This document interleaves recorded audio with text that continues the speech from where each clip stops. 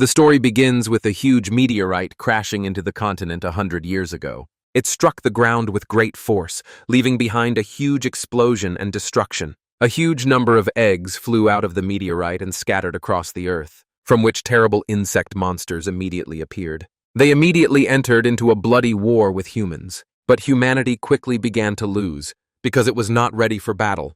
Ordinary weapons could not kill the creatures. But thanks to the power of spiritual contracts, humanity clung to its last hopes for survival. In this world, women awaken in various spiritual forms, while men become spirit masters, and together they face the challenges of battle. Thanks to the joint efforts of the spirit masters and the spirits themselves, humanity managed to hold on to its last bastion of hope amid fierce battles. And 100 years later, at the Qingting Academy of Spiritual Martial Arts, the annual awakening ceremony was held. The girl placed her hand on the awakening stone, instantly transforming into a C-class Zamadeo. The registrar teacher barely reacted, as C-class talents were too commonplace for him. The girl was depressed. At that moment, a bright guy in yellow stood among the crowd, thinking about what talent he would receive. Then, a girl in a revealing outfit with a stunning figure confidently stepped onto the awakening platform, attracting everyone's attention. The moment she gently touched the awakening stone, it seemed as if the world around her froze, and everyone held their breath. In the next instant, a dazzling beam of light shot up into the sky. The light was so bright that it seemed as if the blessed radiance itself had appeared. Immediately, a blood-red spear appeared in the air, exuding a powerful and menacing aura. The teacher conducting the awakening cried out excitedly, "It's an S-class weapon, the Silver Spear of Blood Jade!" Its special feature is that its ghostly spirit is indestructible, a rarity among rarities. The hall erupted in cheers, and everyone was shocked. Only a couple of people had been able to awaken this rank before, and she also had 2 abilities. But the guys in the crowd asked them to be quiet. After all, this beauty has a boyfriend. But when she returned from the crystal, Xiao Mei approached the guy in yellow with a cold expression on her face and announced that they had to break up. He was no longer worthy of her. They were no longer on the same level, so he should not bother her anymore. The crowd immediately began to mock him, their words full of contempt. They said he was not worthy of such an exceptional girl as Xiao Mei. He frowned, feeling a pang of bitterness, because it was disrespectful to his feelings. The girl was only focused on showing off her new talent. But she didn't understand that he was no longer the spineless minion who had once groveled before her. He was about to reveal his true potential. Before that, he had gone out of his way to please her, even sacrificing his dignity. But in return, he received only her unrelenting contempt and ridicule. Now he understood that in this era of spiritual contracts, true power was the only way to earn respect and recognition. His classmates continued to mock him, using all sorts of cruel comparisons, calling him a loser and a pheasant who could never be worthy of Xiao Mei, the noble phoenix. These sycophants, who worshipped only power, weren't they afraid that he might awaken a talent higher than S-class and crush their arrogance? Hearing his words, Xiao Mei couldn't help but laugh. She asked mockingly if he really thought he was worthy of awakening something higher than S-class. Soon, the teacher conducting the awakening finally called his name. As a migrant, his heart was full of anticipation. He wondered what level of talent he would be able to awaken. He slowly placed his hand on the awakening stone, feeling a mixture of tension and anticipation, not knowing what would happen next. To everyone's surprise, the awakening stone did not react at all. Not even a glimmer of light appeared, and the hall was immediately filled with contemptuous laughter. Seeing this, Xiao Mei smirked triumphantly and said that she had always known he was a nobody. Hoping to awaken something higher than S-class? Just a dream. To the guy's surprise, a dazzling golden light suddenly burst out of the awakening stone through the laughter, spiraling into the sky like a golden whirlwind and enveloping the Qingting Academy in a bright glow. Everyone was stunned by the sight, and they wondered what it was. S-rank or SS? A beam of energy struck the sky above the city with force. When the light gradually faded, the awakening stone clearly showed his talent level. SSS class, spiritual talent, divine rebirth. The result caused a general commotion. No one could believe their eyes. Xiao Mei stood stunned. Something like this happens once in 100 years. The guys in the hall gasped, their faces full of shock and disbelief. They couldn't believe it. How could he awaken an SSS class talent? After all, A fighter of that rank could easily turn the tide of war. The girls, on the other hand, quickly changed their attitude, becoming indescribably excited. One begged Brother Han Zhang to choose her. Even though her talent was only B class, she was obedient and intelligent and would definitely not let him down. Another asked Brother Han Zhang to look her way, promising to cosplay different characters for him every day. He rejected all their requests for a contract without hesitation, knowing that these ordinary girls would only slow down his development. Then he eagerly opened his attribute panel, his eyes full of anticipation. He had a divine awakening. At that moment, Xiao Mei, with a slight blush on her face, nervously approached him from behind. With a tremor in her voice, she said she was wrong before and offered to make up. As soon as he turned his head to look at her, her face was full of nervousness and anticipation. However, to his surprise, her detailed information suddenly appeared before his eyes. This must be the ability of divine vision.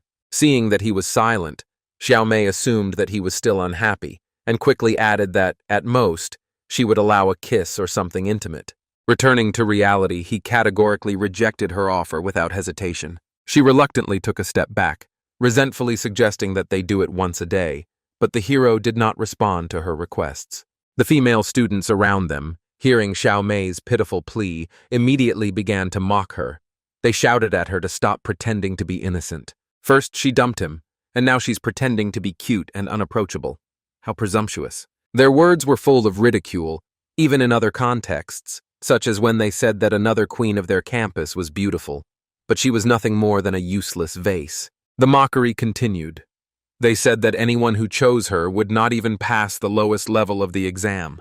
Hearing these hurtful words, Xiao Wei could no longer hold back her tears, feeling extremely insulted and heartbroken. Xiao Wei could no longer bear the ridicule and mockery of the crowd. Tears welled up in her eyes, and she ran out of the crowd, her steps hurried and uncertain. In her panic, she suddenly ran straight into his arms, her body trembling slightly, as if she had finally found a safe haven. He quickly reached out to support her, and quietly asked if she was okay and if he had hurt her. At that moment, information about Xiao Wei appeared before his eyes, stating that her contract spirit was none other than Citra Fusi, one of the 10 ancient divine artifacts.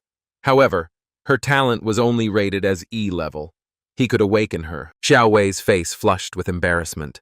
Her eyes were full of remorse, and she continued to apologize quietly, as if she thought she was to blame for everything. He gently stroked her head, soothing her with a quiet voice, telling her not to worry, because he didn't blame her.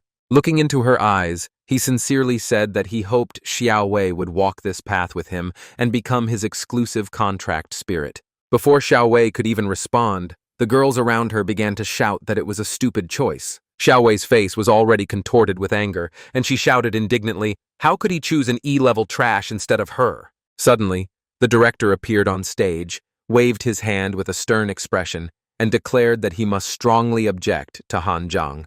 The director continued that he understood the impulsiveness of youth, but Han Zhang carried the future of the nation on his shoulders and was entrusted with the task of reviving humanity. Hearing the director's words, Xiao Wei lowered her head, and tears flowed down her face again. Choking back her tears, she said that the director was right. Her talent was too weak, unworthy of a contract with him. At that moment, a middle-aged man burst onto the field with several subordinates. It was Xiaohu, the defender of Deep Blue City. He glanced sharply at him and said coldly that he must be Han Zhan, and that he had put on quite a show today. Seeing Xiaohu's appearance, Xiao Mei immediately rushed to him excitedly. Finding her protector, she sweetly called him Godfather. Xiaohu looked at him coldly, his voice full of menace. He had heard that he had publicly rejected his goddaughter. Did he think he was too brave? He continued to threaten that, whether he believed it or not, with just one word from him, no one in Deep Blue City would dare to sign a contract with him. He advised him to be smart, apologize immediately, and sign a contract with his goddaughter. Otherwise, he would make sure that he would not survive here. The guy gave Xiaohu a cold look and replied that she was unworthy. The contempt in his tone stunned everyone around him. Xiaohu's face flushed with rage at these words, his eyes blazing with anger, and he raised his hand, seemingly ready to teach him a lesson. The director quickly stepped between Xiaohu and him, grabbing the boar by the arm. Gigi didn't even flinch. The principal asked Xiaohu's deputy to remain calm. After all, he was an awakened SS level, and he had already reported this to his superiors. Xiao Hu sneered contemptuously.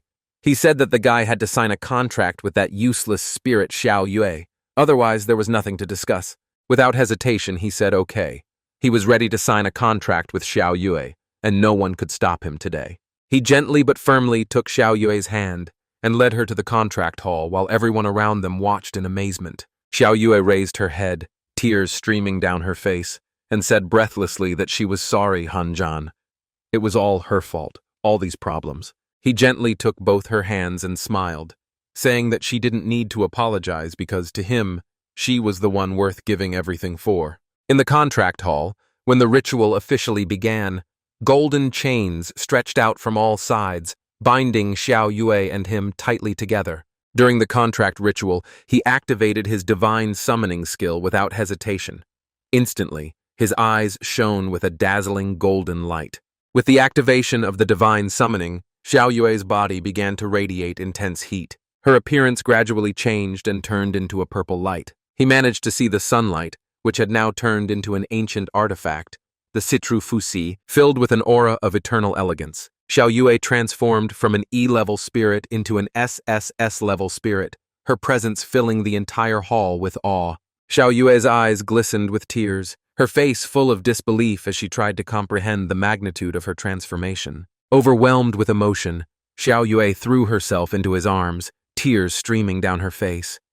Gasping for breath, she thanked Han Zhang for helping her find her strength. The moment he successfully signed the contract with Xiao Yue, 3 abilities immediately appeared before his eyes: Breakthrough, Mind Purification, and Soaring Dragon.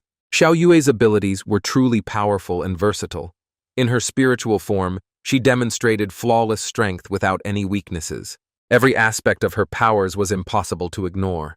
With Xiao Yue by his side, his confidence soared. He was sure that in tomorrow's spiritual contract exam they would shine, impressing everyone and becoming the center of attention. Meanwhile, on the other side, at the awakening ceremony, Xiao Mei clung to Zhao Hu, pouting her lips and playfully shaking his hand. She complained to her godfather that jerk Han Zhan had disgraced her today. He smiled calmly and told her not to worry. He was now with a girl of Yi rank. Zhao Hu's expression turned cold as he smiled. He would make sure that Han Zhan couldn't take a single step in Deep Blue City. Xiao Mei playfully thanked her godfather. Zhao Hu looked at her with a meaningful smile on his lips and replied that a simple thank you was not enough. Blushing, Xiao Mei snuggled up to Zhao Hu and coquettishly said that he was so bad. She suggested going to their usual place tonight and really having fun this time. In just one night, the entire Deep Blue City was abuzz with negative news about him, which spread wildly across the internet. Some outraged citizens even created a petition demanding that he be expelled from Deep Blue City and exiled to the dark, dreary lower district. Meanwhile, in a luxurious room at a 5-star hotel, Zhao Hu sat comfortably on the sofa, holding his phone and watching the news. A smug smile appeared on his face as he thought to himself that this move had worked even better than he had expected. Xiao Mei, with admiration and dependence in her eyes, sweetly sang that her godfather was truly amazing. Zhao Hu raised an eyebrow with a teasing look and asked in what way he was amazing. Zhao Hu's smile turned icy, for this was only the beginning. Soon, during the evaluation stage, Ji would learn the full extent of his wrath. Finally, they finished. At that moment, Xiao Yu and he entered the academy's dining hall. The students around them began whispering, glancing in their direction. They discussed the choice of such a talentless girl with a beautiful face. Hearing these sarcastic remarks, Xiao Yu's face flushed slightly, and a shadow of guilt flashed in her eyes. She apologized. He smiled slightly and gently ruffled her hair, telling her to stop apologizing so much. After all, she was the beauty queen of the school. She needed to believe in herself. He smiled as he pushed a piece of bread toward her and quietly told her to eat breakfast first, pass the upcoming spiritual contract test, and not let him down. Xiao Yue felt a rush of warmth from his encouragement. A sparkle flashed in her eyes. She nodded softly and promised firmly that she would do her best. Just as they were talking, a provocative voice suddenly rang out behind them, asking if he was Han Zhan. He turned his head and saw a guy approaching with Xiao Mei. The guy smirked, because the protagonist didn't look like an SSS-ranked fighter. He lifted his chin and proudly announced that he was Xiao Mei's spiritual contractor, Wang Lamao. His tone was full of pride and superiority. Hearing that name, he couldn't help but laugh and almost spit out his breakfast. After all, his name meant green hat. Seeing him giggle, Wang Lamao's face flushed with anger. His veins bulged, and he demanded to know what he was laughing at. Xiao Mei snorted coldly, took Wang Lamao by the hand, and, pretending not to care, told him to forget about it and not waste his time on him. He was just a loser. The evaluation of the spiritual contractors was about to begin. Lamao and Gigi exchanged glances, then the bastards left. The scene shifted to the academy's large hall, where a teacher was walking. The ceremony was about to begin. The teacher on stage looked around and said sternly that each level of this test had different difficulty settings. The rules were simple. It was enough to pass at least one level. The teacher raised his voice, announcing that the next group of test subjects, Xiao Mei and Wang Lamao, should come forward. At that moment, Xiao Mei and Wang Lamao stood on the stage with confidence, their heads held high, as if victory was already in their hands. When the exam gate slowly opened, the test area was filled with a tense atmosphere, and everyone held their breath in anticipation of the upcoming test. When the gate was fully open, a green insect slowly crawled out. It was enormous in size and radiated a dangerous aura that sent a chill down everyone's spine. Wang Lamao nervously grabbed Xiao Mei's shoulder and reminded her in an insistent tone that she needed to focus, because the test had begun and they needed to take it seriously.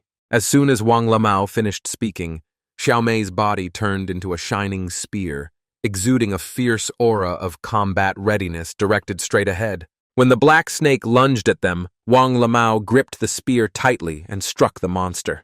With a shout, he lunged forward, aiming the tip of the spear directly at the snake's weak spot with unstoppable force. The sharp tip of the spear pierced the black snake's body with a dull clang. It turned out that the snake's skin was much stronger than expected, and piercing it was much more difficult than one could imagine. Wang Lamao's expression changed slightly. He clearly did not want to accept defeat. He gritted his teeth, gripped the spear tighter, and prepared to strike even harder. The moment he gathered his strength again, a bright golden aura of heavenly energy burst forth from the spear, radiating a power that seemed capable of shaking the heavens. He threw the spear forward with all his might, and the golden heavenly energy gushed forth, piercing the black snake through and through.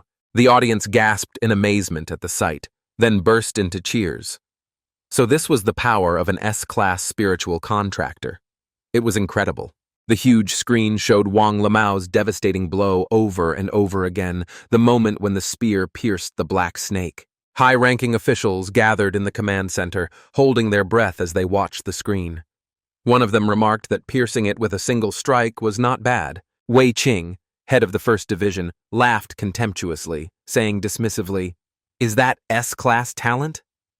They are far from the real level. The elder, who did not like Wei Qing's remarks, hit him on the head, scolding him and asking how many times he had told him not to talk nonsense. Lin Jingsuan, head of the Second Division, adjusted his glasses and calmly analyzed that, considering the S-class, this blow should be 20% stronger. He added that he suspected that the spirit weapon's dissolute lifestyle was to blame for the spiritual energy leak. Hearing Lin Jinshuang's comment, Xiao Hu's expression instantly became awkward, and he clearly found it difficult to respond to this remark.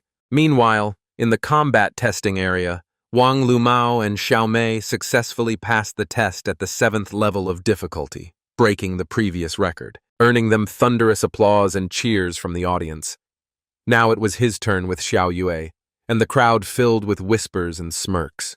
People wondered what a guy with an E-class spiritual weapon would look like. It would probably be pure panic. The teacher raised his hand and officially announced that Han Zhan and Xiao Yue would be next. All eyes instantly turned to them, eagerly awaiting the results of their test. When the test gate slowly opened, the boy was shocked, as they were greeted by a sight of 10 first-rank black snakes. Xiao Yue and he exchanged stunned glances, wondering what was going on. Was this really a level 1 test? Someone in the crowd sneered maliciously. It seemed that the organizers had deliberately targeted him. Serves him right for choosing a trashy E-class spiritual weapon. In response to the crowd's confusion, the teacher calmly explained that the difficulty of the test was adjusted according to the level of talent. What they didn't know was that before the test began, Xiao Hu had already secretly spoken with the teacher. Now the teacher was smirking inwardly, thinking that the guy had messed with the wrong people. However, the main character remained calm, showing neither anger nor dissatisfaction, as if everything was still going according to his plan. Suddenly, at that moment, Xiao Yue turned into Guqin Fuzi. He gently embraced her, and when his fingers lightly touched the strings, the melody spread out like ripples on water. A huge energy blade rushed forward like a storm, sweeping away everything in its path with irresistible force. The 10 black snakes didn't even have time to react before the energy blade pierced them, decapitating all 10 in an instant. Their heads fell to the ground simultaneously, creating a shocking sight. Everyone at the scene was stunned, unable to believe their eyes. People exclaimed that this was a real one-hit kill.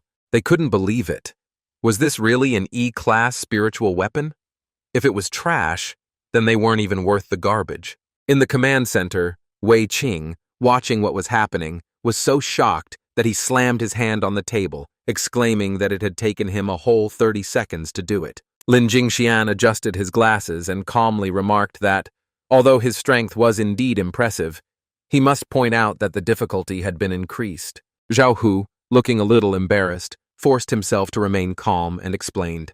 It was a temporary adjustment to the difficulty. They believed that Han Zhang's wasteful use of his talent was setting a negative example for others, so they raised the standards. Wei Qing unhesitatingly defended Zhao Hu, saying that he considered it quite fair. In their day, they had faced the same level of difficulty. The elder frowned. He wanted to see how far this guy's limits would go, and he continued the exam. When the test moved on to the second stage, 20 black snakes suddenly burst into the arena, doubling their previous number, which made the situation even more dangerous. He remained completely unperturbed, standing calmly in place. His fingers gently touched the strings of the Fuzi Guqin, as if he were simply playing a simple melody. The melody spread from the Guqin straight to the monsters. Each note was filled with deadly intent. With one smooth movement, all 20 black snakes were instantly destroyed again, leaving them no chance to resist. He stopped playing, his eyes full of confidence, and casually remarked, "Is this what you call increased difficulty?" The audience began to whisper, some exclaiming that this guy's arrogance knew no bounds. Wasn't he afraid to openly challenge the organizers? Meanwhile, the atmosphere in the team center was tense. Wei Qing slammed his fist on the table and firmly declared that this guy was theirs. They absolutely had to take him. The head of the 3rd district, Yizi, quickly objected that the people in the 1st district were all daredevils. It was not worth sending a newcomer to his district. It would be better to send him to the 3rd district. Wei Qing, enraged by Yizi's attempt to poach the talent, shouted, "How dare he steal his recruit? Is he asking for a beating?" Unexpectedly, the head of the 4th district, Shen Zhe, intervened with a smile. The two of them were focused on the main battlefields and fortress assaults. These are not the best conditions for a novice. Why not let him join the 4th district and start with researching relics? Wei Qing and Yiqi almost in unison shouted at him to get lost. "And stop causing trouble here." Seeing that the argument was getting out of hand, the elder finally lost his patience, banging on the table and sternly ordering them to stop. The elder pulled himself together and turned to Lin Jinshuang, who adjusted his glasses and calmly said that the exam was completely pointless. Although the black snakes had strong defenses, Han Zhang's Guqin music was the perfect counter to them. No matter how many of them there were, it was useless. The elder nodded slightly, agreeing with the proposal. "Let's release the strongest test." Hearing the decision of the elder and Lin Jinshuang, Xiao Hu's face broke into a smug grin, and he thought maliciously about how long GG would be able to maintain his arrogance this time. Soon, the instructor received instructions to adjust the test, raised his head, and solemnly announced to everyone that the difficulty of the exam had been raised to the highest standard. When the 3rd-level test began, 10 massive second-rank armored lizards and 10 agile second-rank thunderbirds appeared at the same time, causing the tension in the arena to rise sharply. The combination of these beasts made the audience hold their breath in eager anticipation of Han Zhang's response. Wasn't this too difficult? Unperturbed by his formidable enemies, he calmly assessed the situation, and a confident smile appeared on his lips. The other guy did the same and said that this level might be barely enough to warm up his skills. The armored lizards moved forward like a moving steel wall, steadily approaching with a terrifying appearance. In an instant, the thunderbirds launched their attack, spewing dazzling blue lightning bolts from their beaks. which turned into electric chains and rushed towards him, as if intending to engulf him completely. However, just as the lightning was about to strike, he waved his arms, causing Gucci Fusi to fly into the air. He touched the strings, and a powerful note sounded, turning the sound waves into countless shining divine warriors, which, like a storm, descended upon the armored lizards and thunderbirds with stunning force, leaving everyone in awe. The divine weapons formed a coordinated attack in the air, striking the vital points of the armored lizards. The tremendous force of the blow caused the beasts to retreat, their thick defenses crumbling under the relentless pressure of the music. However, the thunderbirds responded with dazzling speed, unleashing their electric discharges at full power. They smashed his divine weapons to pieces, the fragments scattering amid sparkling arcs of lightning. Seeing that his divine weapons were broken, he jumped into the electric web without hesitation. His body moved at tremendous speed, the discharges crackling around him but causing him no harm. He silently shouted to himself that it was time for his decisive move to break through. His mind was focused to the limit, and his fighting spirit burned in his chest. The spectators were in shock. The Gucci Fu in his hands trembled, releasing an even more powerful surge of spiritual energy. He landed gracefully on the ground, his eyes burning as he faced the armored lizards and thunderbirds once again. It was as if everything that had just happened was merely a warm-up, and the fire of battle continued to burn in his gaze. He activated his breakthrough.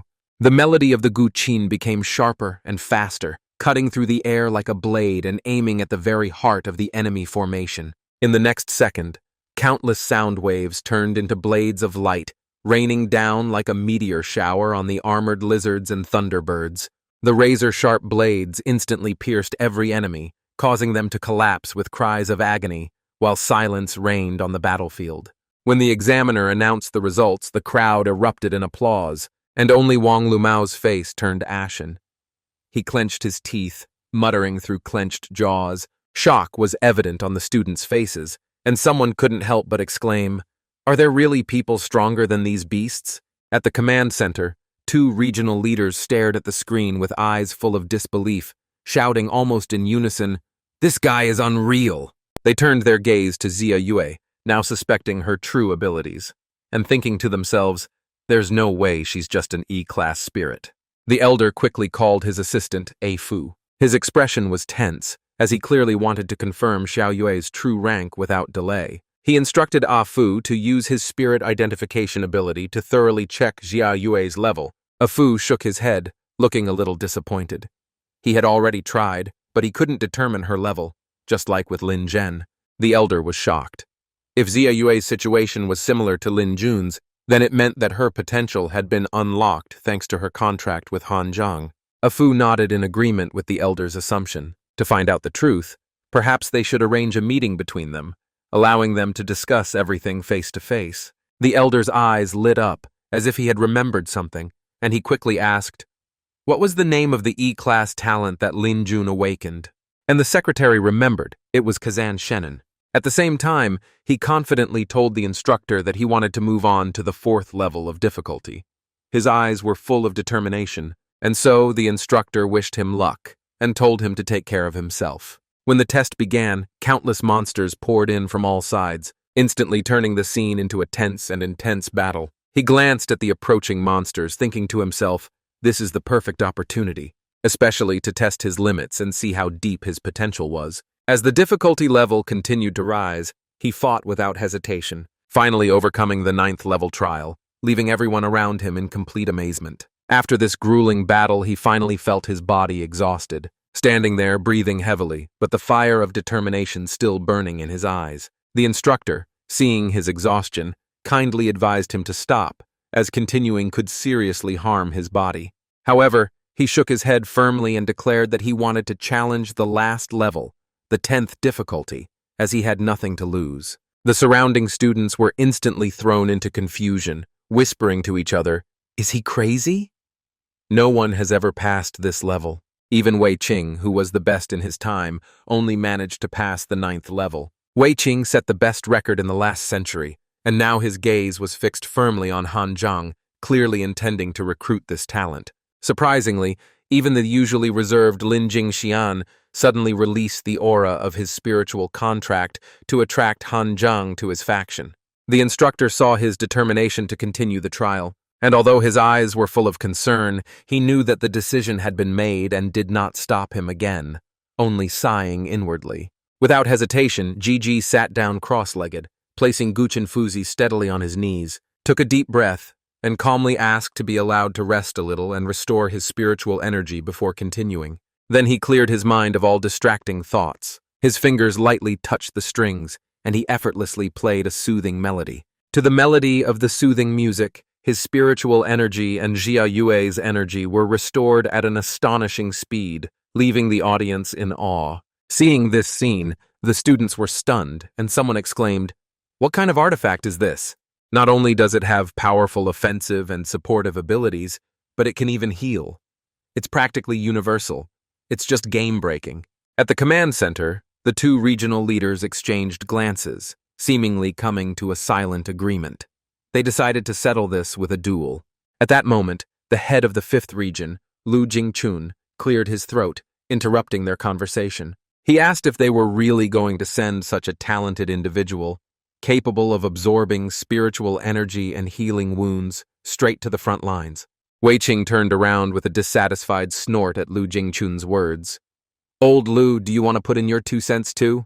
Lu Jingchun smiled slightly and said that if he could come to the 5th region, the mortality rate of spiritual contractors on the battlefield could be reduced by as much as 30%. The other two leaders almost unanimously objected. Obviously, they were not willing to miss this chance to recruit Han Zhang. Seeing the leaders arguing endlessly, the elder could no longer hold back. He frowned and said in a stern tone, "Enough!" Everyone fell silent when they saw the elder speaking. The elder cleared his throat and said, "The 8 regions of Great Xia have their own responsibilities and have made tremendous contributions. The 1st region excels in long-range combat. The 2nd is skilled in strategic planning. The 3rd focuses on expansion and the development of new territories. And the 4th is responsible for exploring unknown, mysterious regions. The 5th region focuses on saving lives and providing medical care. The 6th region guards critical narrow passages. The 7th carries out overseas missions. And the 8th works quietly behind the scenes, supporting all of the Great Xia's battles." The elder said that he had actually considered creating a 9th region, but there had not yet been a suitable opportunity. This revelation stunned the regional leaders, and they exchanged puzzled glances. They immediately realized that the reason for this was the new genius student. With the start of the 10th level test, a 3rd level Zerg appeared, the Crimson Flame Beast, radiating suffocating pressure. Its massive body and blazing flames seemed ready to consume everything in its path. It looked like a walking volcano. The Crimson Flame Beast roared deafeningly, accompanied by waves of scorching flames, causing the temperature to rise sharply and making it seem as if the air itself was burning. When the spectators saw that Gigi was standing motionless, they couldn't help but wonder if he had gone mad, not even trying to dodge. At that moment, the guy smiled slightly and mentally asked Jia Yue if she was ready. Her voice responded firmly. No matter what the guy decided to do, she would support him unconditionally. A wave of bold ambition filled his chest, and he said loudly that his goal here was not just survival. It was to fight and perform miracles. The Crimson Fiery Beast unleashed a barrage of fireballs at him, but with a quick, light movement he dodged them all like a shadow dancing in the flames. It was a very powerful explosion. He was really lucky to dodge it. Immediately afterwards, he gently placed his fingers on the strings of the Fuzi Guqin, and even the air around him seemed to vibrate in anticipation of a fierce battle. The sound of Fuzi's Guqin soared upward, echoing across the sky as he sang softly. He summoned the drop of the righteous spirit, 1,000 miles of joyful wind. With resonant notes from all sides, a powerful hurricane rushed in, as if the forces of the universe had united for his cause. Amidst the howling wind, one of the female students' skirts flew up, causing a mixture of frightened screams and laughter from the crowd. With a loud cry, he commanded the monster to die. The tornado burst forward like a dragon, heading straight for the Crimson Flame Beast, instantly engulfing its blazing flames and robbing it of its fiery power. The tornado, engulfed in flames, exploded with a deafening roar, turning the body of the Crimson Flaming Beast to ash, which scattered in the air. Seeing this scene, everyone present was completely stunned. It was hard to imagine anyone breaking this record. Wang Lei Miao's face darkened with anger. He gritted his teeth and said, "Damn it, that guy stole all the glory." Xiao Mei's expression was even gloomier, full of bitterness as she thought. All her efforts last night had been in vain, now turned into complete ridicule. At that moment he felt a sharp pain, and blood flowed from the corner of his mouth. The backlash from forcibly using a high-level musical score caused a wave of pain throughout his body, but he stood firm, unyielding. Suddenly his surroundings changed rapidly and everything was enveloped in a blinding white light. Someone was approaching him. The guy asked, "Who is this in front of him?" A man with black-rimmed glasses and a calm expression emerged from the void with a slight smile. He congratulated him on passing the test and welcomed him to the second assessment space. The man asked the guy a few questions. For example, who did he think would ultimately win this war, the Zerg or humanity? He answered without hesitation, "The Zerg may prevail in battle, but the will and determination of humanity will never be easily broken."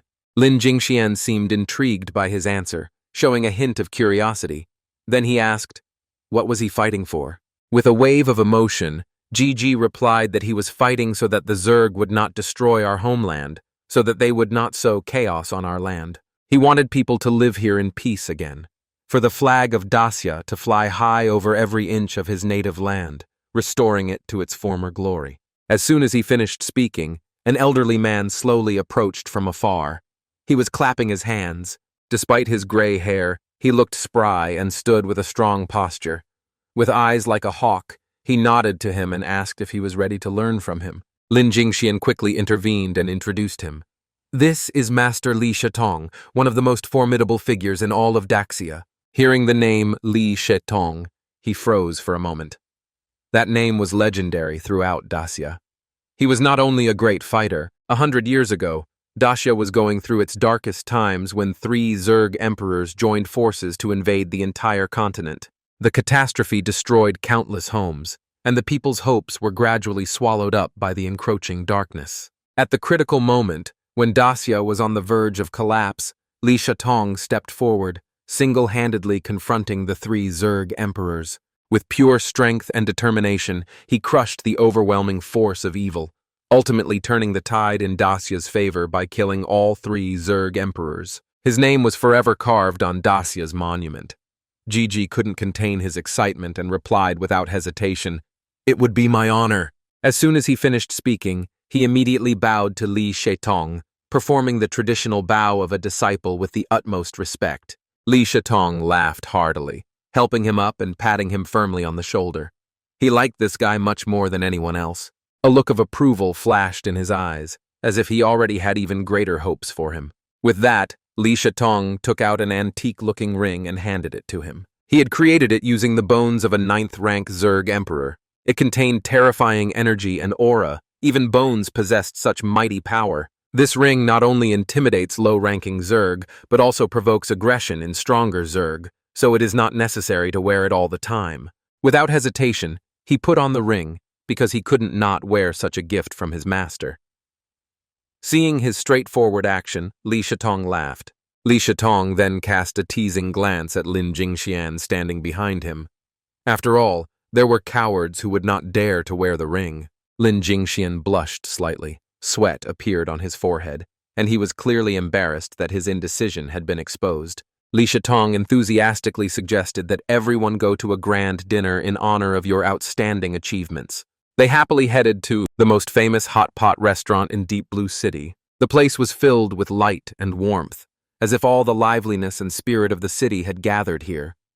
Li Shetong offered to introduce the young man to his elders. As he spoke, he pointed to each of the men standing around them, introducing these formidable figures who had left their mark on the battlefield. Lin Jingxian continued, introducing each one in turn. And Q, head of the 3rd combat zone.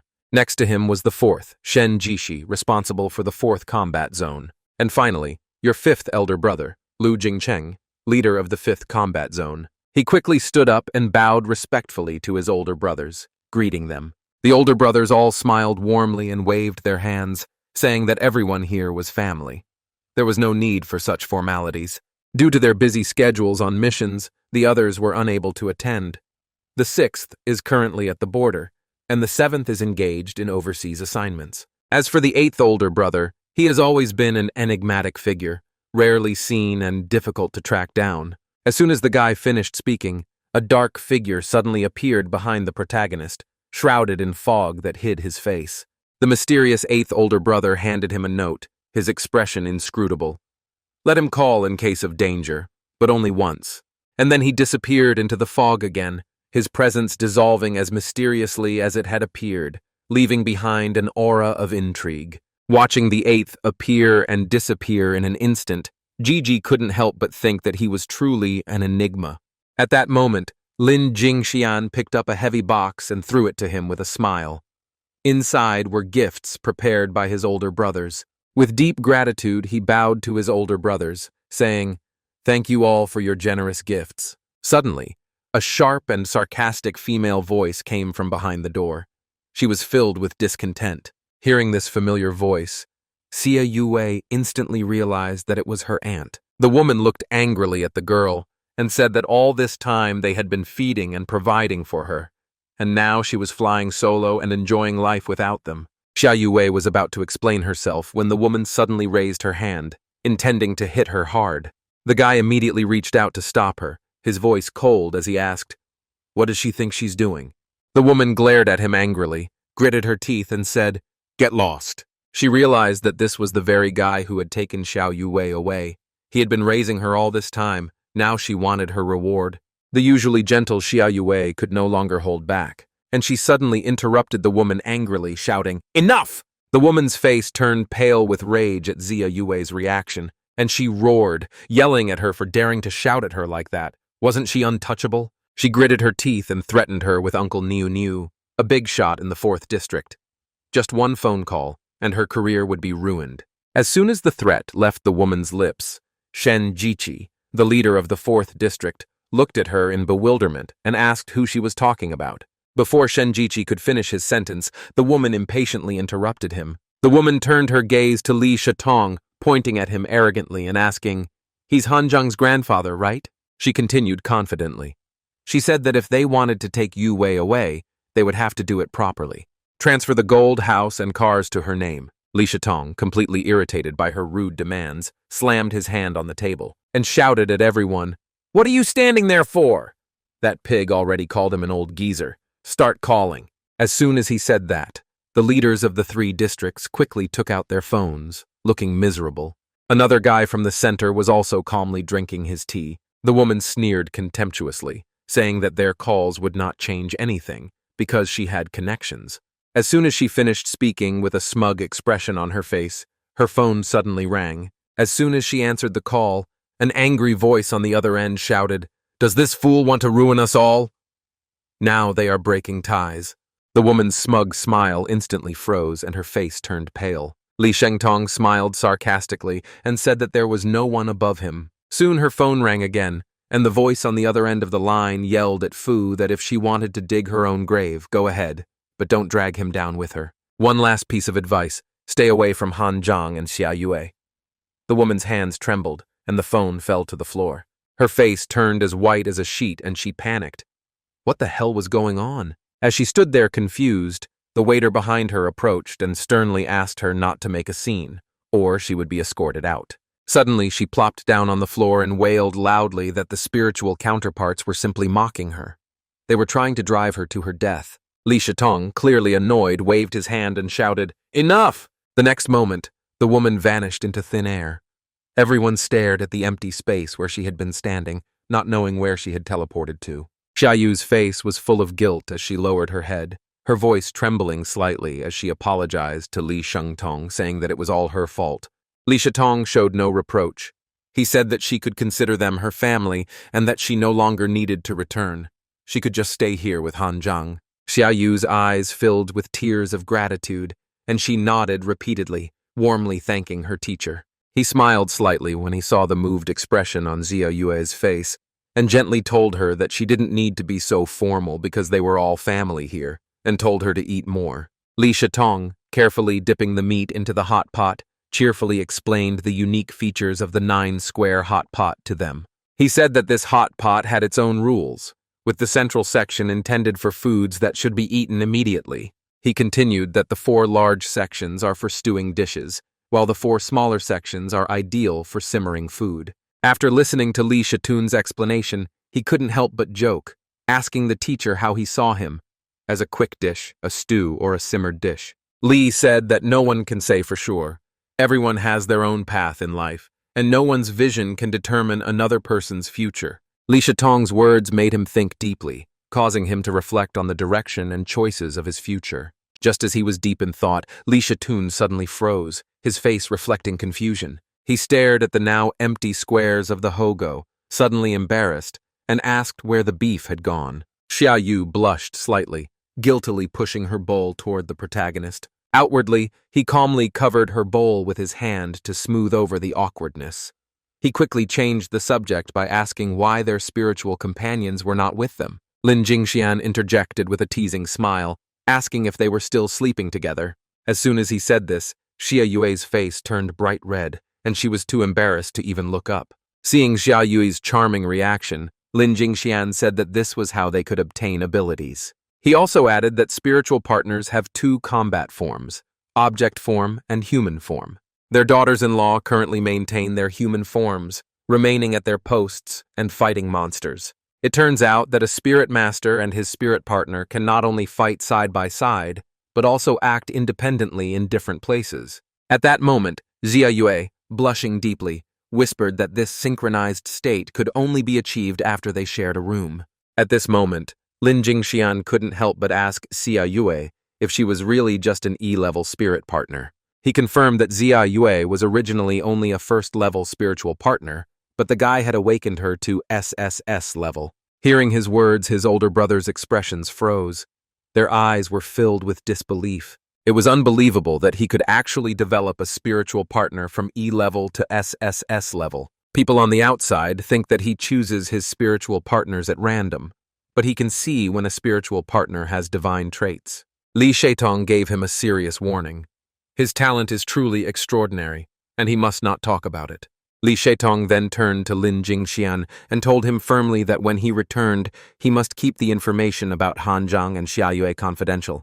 After dinner with the Hogo, the elder brothers all stood up and respectfully bid farewell to Li Shitong. Each of them had an expression of reverence and gratitude on their faces as they returned to their districts that same night to resume their duties of guarding the posts. Some time passed and night fell, with only Xia Yue and Gigi remaining with Li Shitong. Li Shitong smiled warmly, patted him on the shoulder, and said he would take them to a new home so they could begin to feel at home in Deep Blue City. The young man was puzzled, quite surprised that Li Shitong actually owned property in Deep Blue City. Li Shitong paused for a moment, a hint of nostalgia appearing in his eyes as he quietly said that Deep Blue City was his wife's hometown. The young man cautiously asked about the lady, where she was now and why she was not with him. He had a feeling that this question might touch on a sensitive memory for his teacher. Li Shitong suddenly stopped, his voice full of restrained pain and grief. She had died in battle defending Great Jia.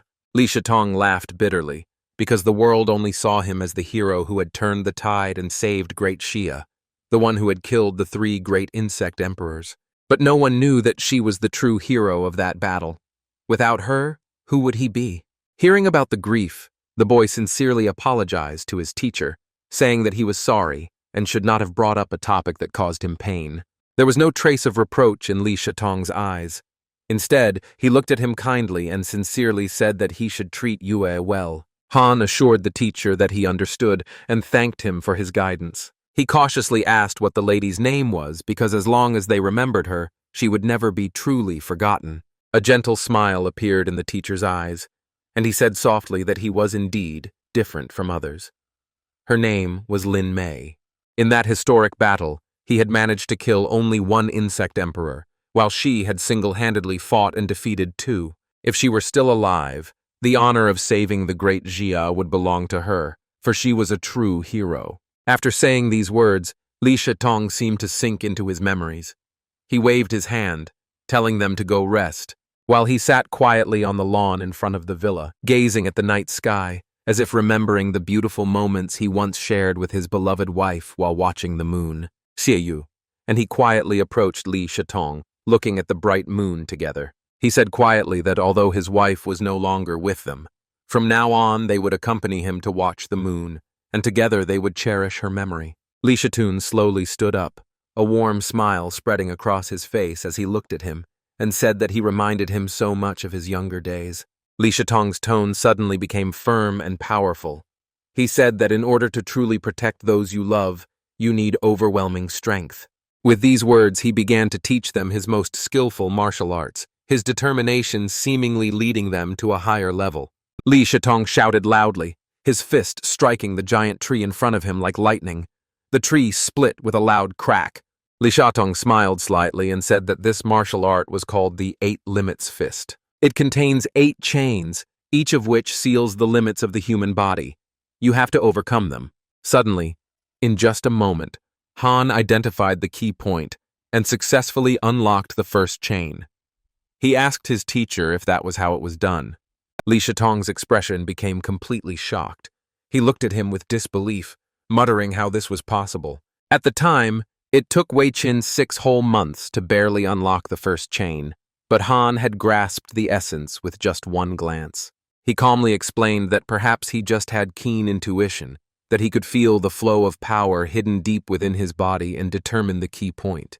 A moment later, the old man delivered a powerful blow right at him, laughing heartily and saying that we would see if the guy could handle his 8 Limits Fist. The force of the blow was tremendous, throwing him several meters back. He staggered, feeling the energy boiling inside him, and struggled to withstand the stunning blow. He lay on the ground, clutching his chest and grimacing in pain, his face contorted with agony. But Li Shatong was delighted like a child, laughing heartily, and saying that there was nothing better than disciplining a brilliant student. Li Shatong laughed, wiping a tear from the corner of his eye, a hint of nostalgia and sentimentality flashing across his expression. He said quietly that it reminded him of the time when his master trained him in the same way, and now, having the opportunity to pass on this joy to him, he was truly indulging in memories. The next morning, he tidied up his clothes and arrived at Qing Ting Academy looking refreshed. It was graduation day, and the campus was filled with the joyful laughter of graduates anticipating new beginnings. As soon as Xia Yue saw his swollen face, her eyes filled with concern. She asked if it still hurt, if he was feeling better, and how the teacher could be so ruthless. Just then, Wang Greenhat strode over with his 2 henchmen and sneered, asking if this was Han Zhan, who now looked like a loser. Xiao Yu looked puzzled by Wang Greenhat's mocking words, not understanding his insinuations. He gently patted her on the shoulder and quietly told her not to let these disgusting people get to her, because they were just jealous. When they entered this principal's office, they finally understood what was going on. The principal looked at them with a serious expression because he wanted to discuss something important. The principal explained to them that starting today, they would be assigned to the Deep Blue City Defenders organization and sent to the front lines. Chen Guangpu handed him the order and told him to hurry to the location, as it was an order from above. With his SSS-level talent, this assignment was a complete waste of his abilities. But Gigi calmly accepted the assignment, thinking that perhaps this was what his master had meant when he spoke of his own path. When they left the office, they saw Wang Greenhat and his henchmen standing at the door with smirks and mocking expressions. He mocked Han Zhang, saying that even if he was a genius and came first in the exams, he wasn't cool because he had crossed paths with the officials. Seeing Wang Greenhat's smug grin, a flame of anger flared up inside him. Wang Greenhat saw the fury in his eyes, but it only made him bolder. He teased him and boasted that after last night with Xiao Mei, his strength had skyrocketed. Wang Greenhat roared, waving his fist, around which purple spiritual energy gathered, and rushed at him. The 2 forces collided in the air, exploding instantly with a deafening roar. A powerful shockwave rippled through the surrounding air. With a sharp crack, Wang Greenhat's bone broke. His face instantly paled, and he grabbed his broken arm in agony, completely unable to continue the attack. Seeing Van Grinchet in confusion, Han seized the opportunity, quickly gathering all his spiritual energy. His aura instantly intensified, his fist glowing brightly, ready to deliver the final blow.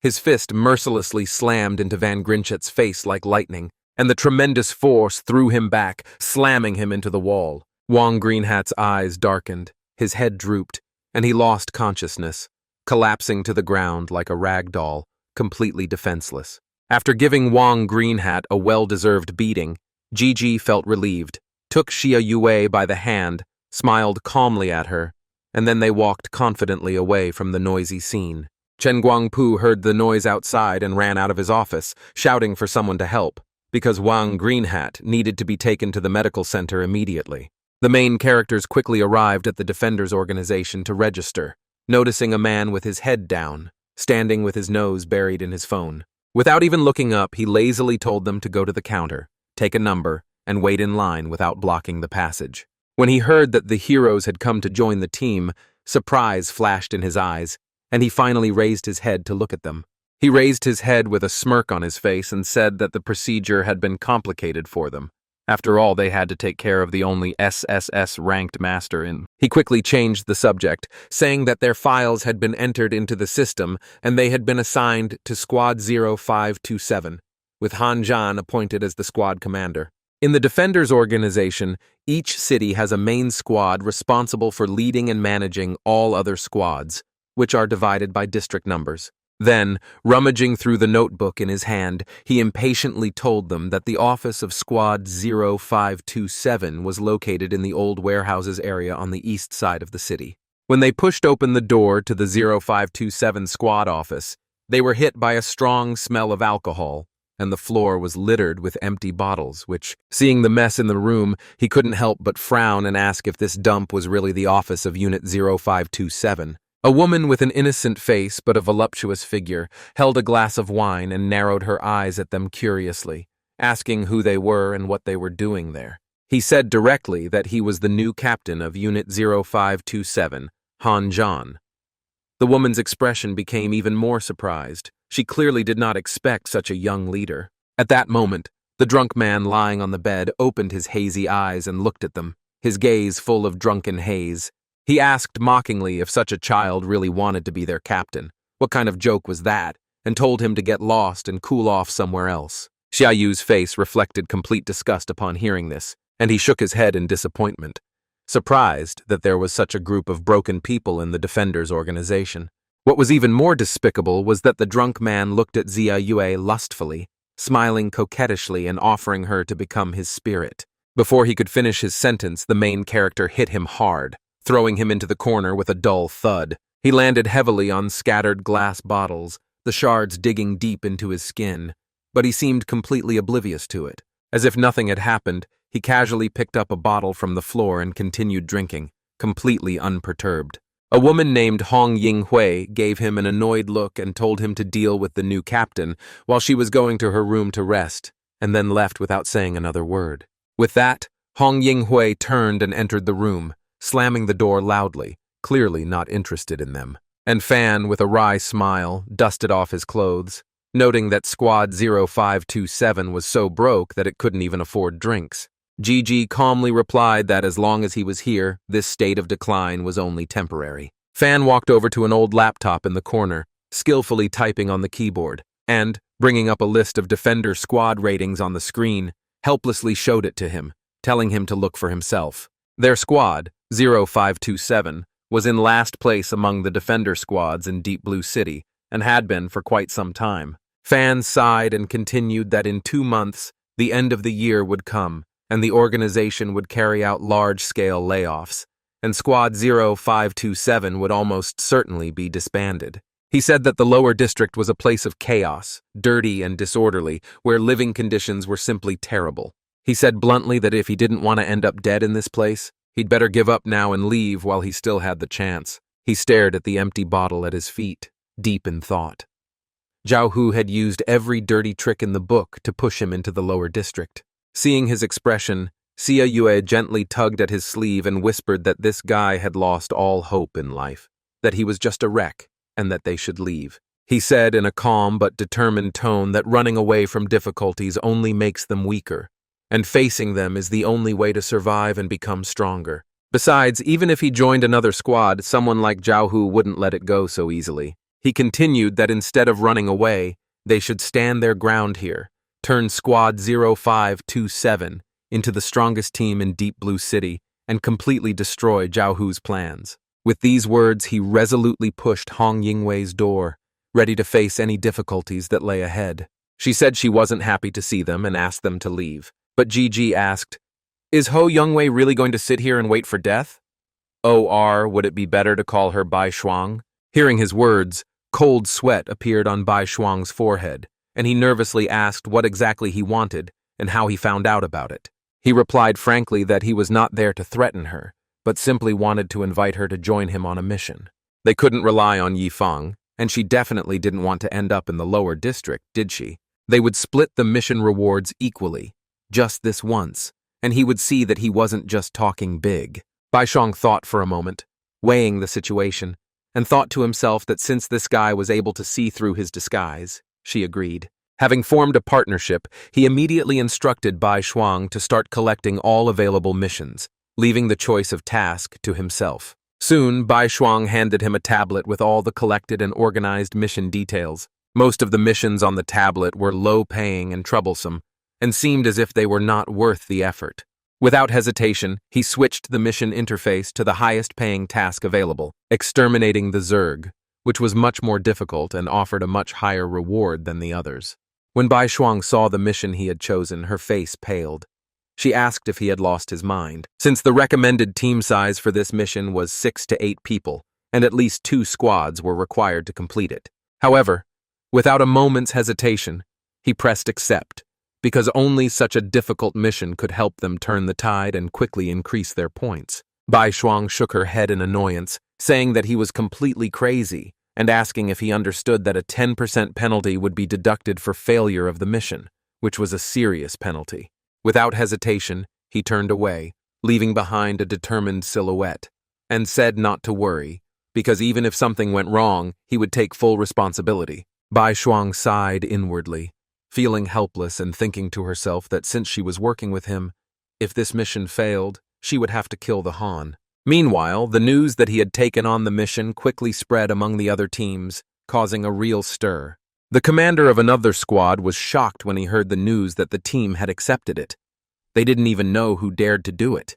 The leader wasted no time, immediately gathering his team members and ordering them to go to the sewer entrance to see who dared to take the mission for themselves. Soon, he arrived at the mission site with Bai Shuang and Xia Yue.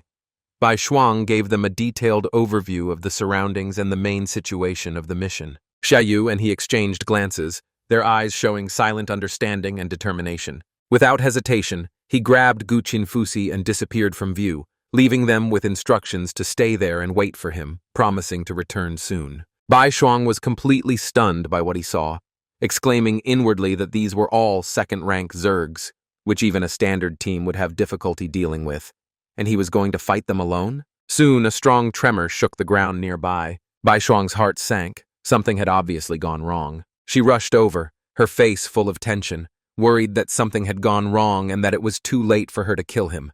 However, when Bai Shuang finally reached the scene, she was completely numb, her eyes widening in disbelief.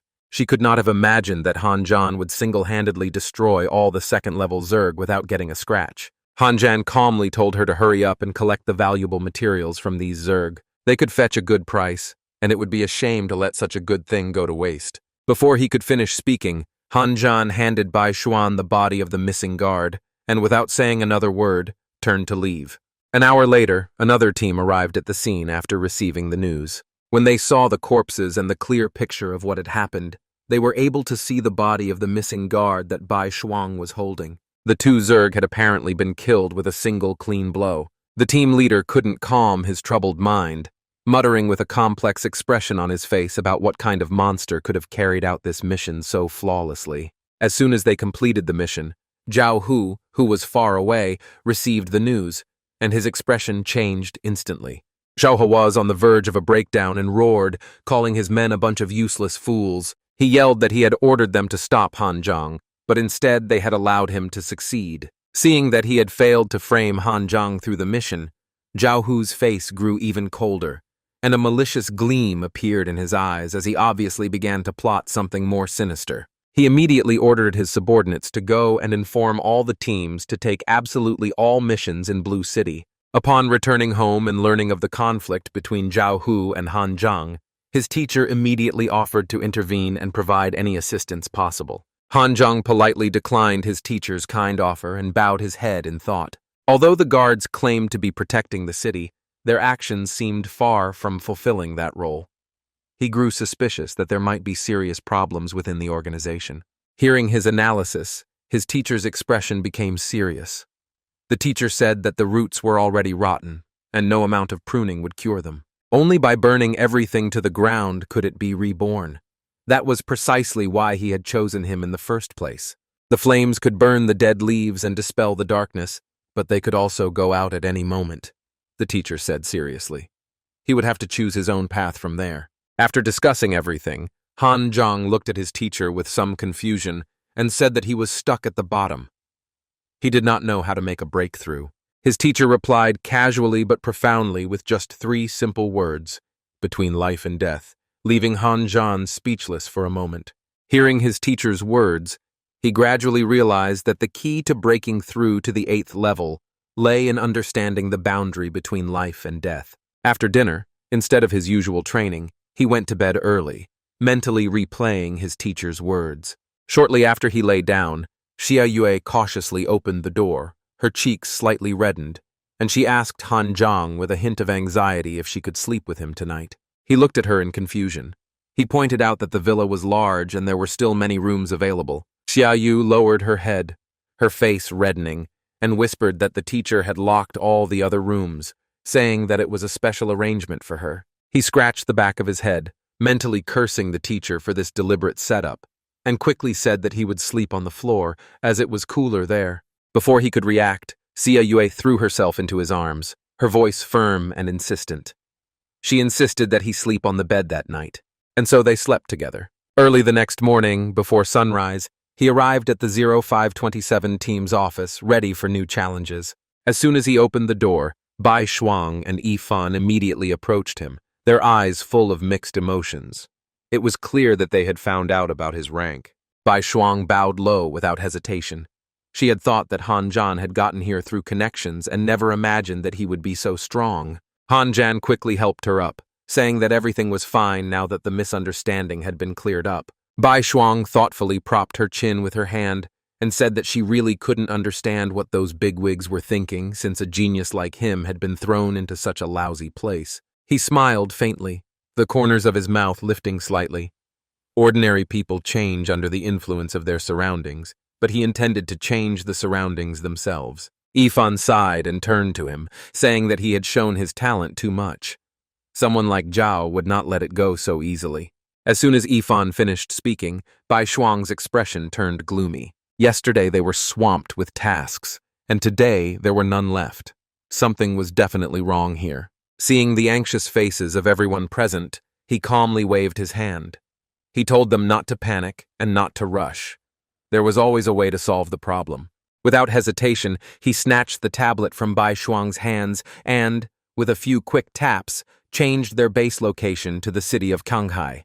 As soon as the update was complete, the task list on the tablet immediately filled up with a multitude of new missions. The number was almost overwhelming. Bai Shuang's eyes widened in shock, filled with disbelief. Where could so many tasks have come from? Bai Shuang's expression quickly changed to one of concern, and cold sweat appeared on her forehead. Although there were now more tasks, they would have to rush around all the cities to complete them. Wasn't this a sure path to disaster? She reminded them that the roads outside the city were swarming with high-level Zergs. Despite the risks, the 4 of them resolutely set off in their car for the city of Canghai. Their goals were clear as they headed out on their mission. Along the way, several low-level insectoids attempted to attack their vehicle, but they were all crushed by the vehicle's impact, unable to stop their progress. Xia Ye looked at the crushed insectoids outside the window and couldn't help but ask what kind of creatures they were. He calmly explained. They were a type of insectoid known as ash flies. They usually move in swarms, and the larger the group, the greater their destructive power. As soon as he finished speaking, Yifang's ears pricked up and a slight tension appeared on his face. When he suddenly straightened up and got a clear view of what was happening outside the car window, he was stunned, his face expressing complete disbelief. In the distance, a dark storm was rapidly approaching, consisting entirely of countless ash flies, creating a terrifying sight. With such a huge number of ash flies, their destructive power would be terrifying if they unleashed their full power. However, to his surprise, Yi Fan was delighted. His eyes lit up, and he shouted that this was the way to go, and ordered them to rush straight at them, at full speed. Bai Shuang turned to him hesitantly, concern evident in her eyes. Were they really going to do this? Before she could say anything, she saw a caravan in the distance, mercilessly pursued by a storm of ash flies, their situation looking extremely dangerous. Bai Shuang asked anxiously if they should help them. It didn't look like they would last much longer. He answered without hesitation.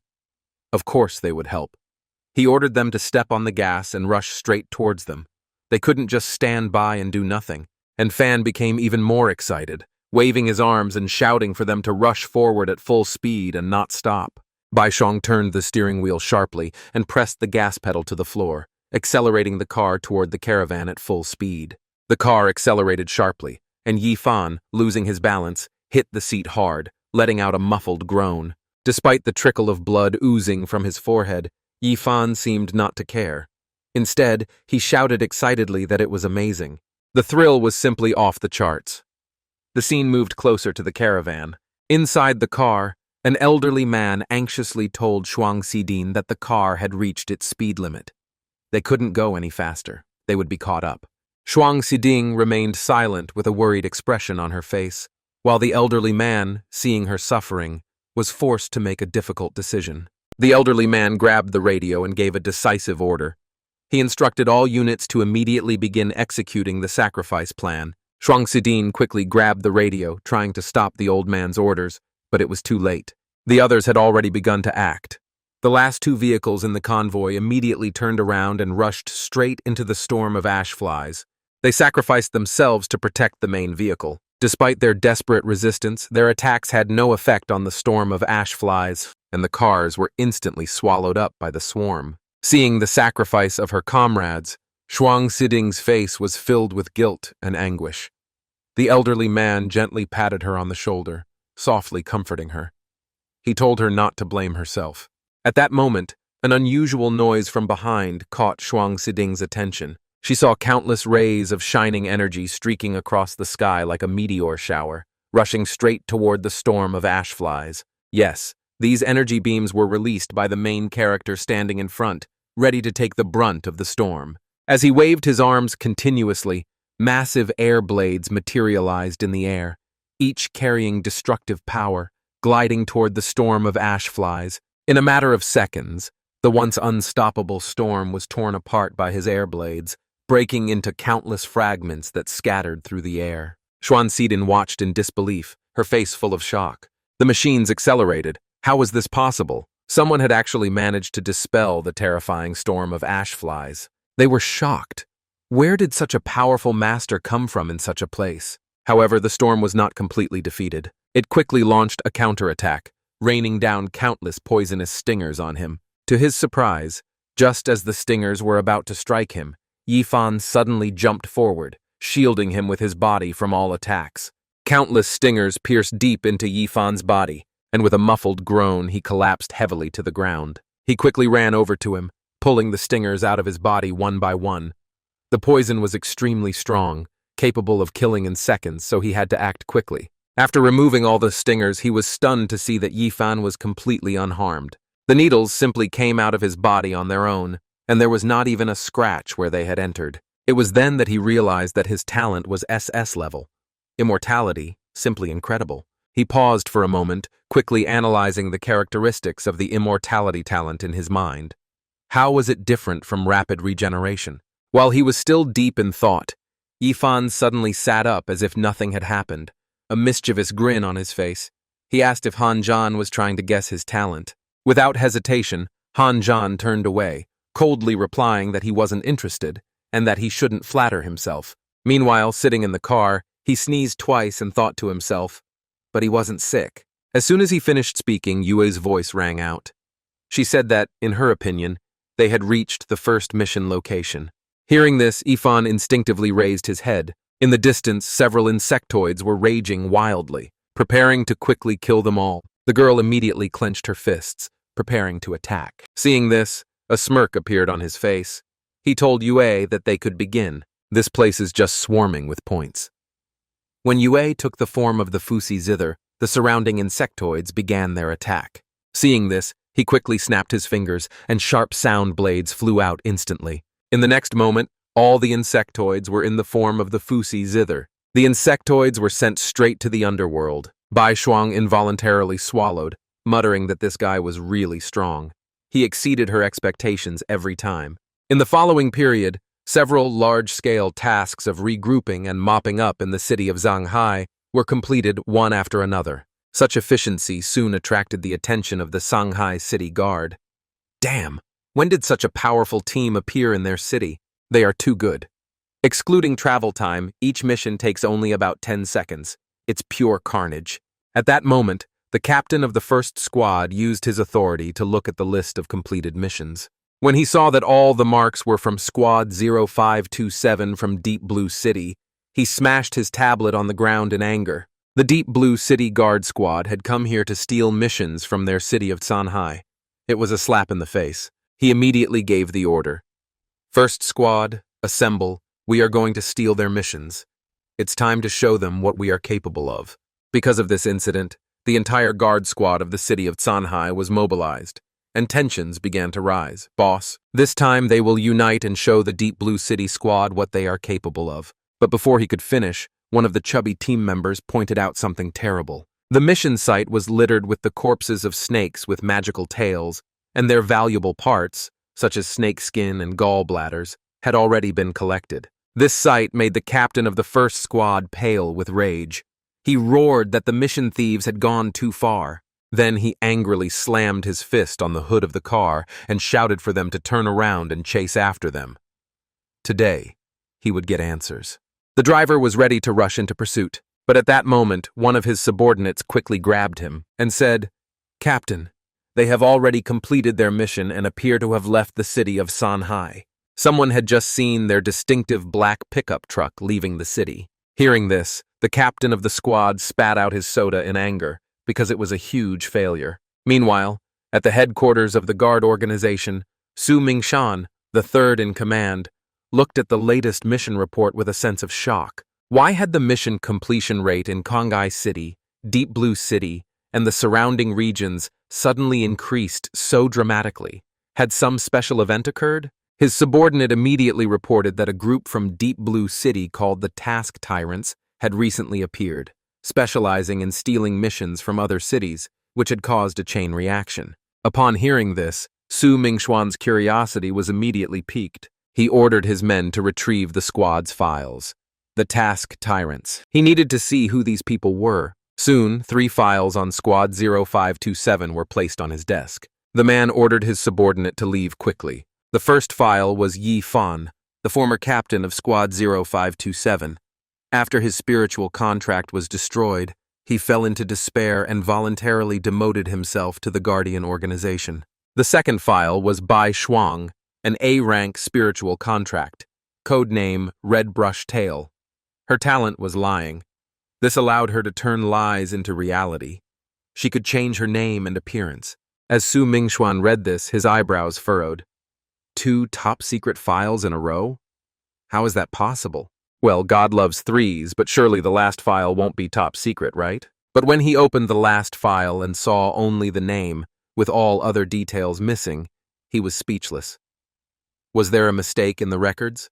But just as Su Mingshuang was still pondering the mysteries in the files, a sharp ring from the direct line suddenly pierced the silence of his office. As soon as the call was connected, a deep, stern voice came from the other end. It was Lin Jingshuan. Su Mingshuan felt a sudden jolt in his chest, and his grip on the phone tightened slightly. Lin Jingshuan was an important figure. He rarely spoke to anyone personally, and the fact that he had contacted him now could only mean one thing. Something urgent was happening. Before Su Mingshuan had time to comprehend the situation, the voice on the other end of the line spoke again, just as coldly and authoritatively, ordering him to stop investigating the files. After hanging up, Su Mingshuan remained in a daze, cold sweat beading on his forehead. Who was Han Zhan really? At the same time, Han Zhan had just successfully led his 0527 squad to complete their 18th mission. The cleanup task, although difficult, it was carried out flawlessly under Han Zhan's leadership. The entire squad worked in complete harmony. Their coordination was smooth, with virtually no delays. After the mission, the dust of battle settled, and Han quickly asked Bai Shuang to check their current squad rating.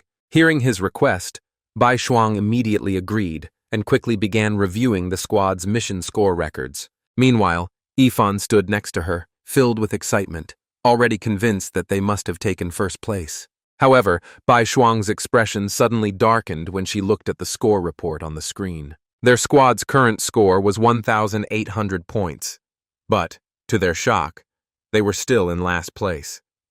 This revelation hit them like a bolt of lightning. Yifan and Xia Yue were stunned, their faces expressing complete disbelief. They had completed the missions at such a high speed. Could someone really be faster than them? Bai Shuang was boiling with rage. Her eyes were practically on fire. This was Zhao's doing. He was definitely behind this, trying to prevent them from overtaking them. After listening to her, Han Zhan calmly checked the ranking table of the other squads and quickly noticed the discrepancy. The squads that had originally been at the bottom now all had 2,300 points, a number that seemed too similar to be a coincidence. He explained that it was obvious they had coordinated this. After completing the tasks, they combined their points and distributed them to one person. Since the points were earned legally, technically it did not violate any rules of the Guardians organization. Nevertheless, the whole process was a calculated maneuver that left a bitter taste. Bai Shuang gritted her teeth in despair, practically boiling with rage. Despite her indignation, Han Zhan remained calm. There's no need to worry too much. The gap in points isn't that big. They still have a chance to make up for lost ground. He then ordered them to return to Deep Blue City. They had stayed here long enough.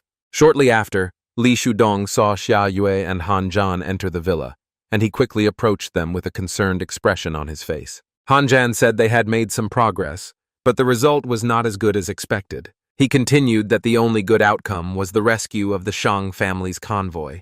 This rescue stood out as a small victory. Upon hearing this, Li Shudong suddenly burst out laughing. Ha ha, so they were the ones who rescued that girl from the Shang family?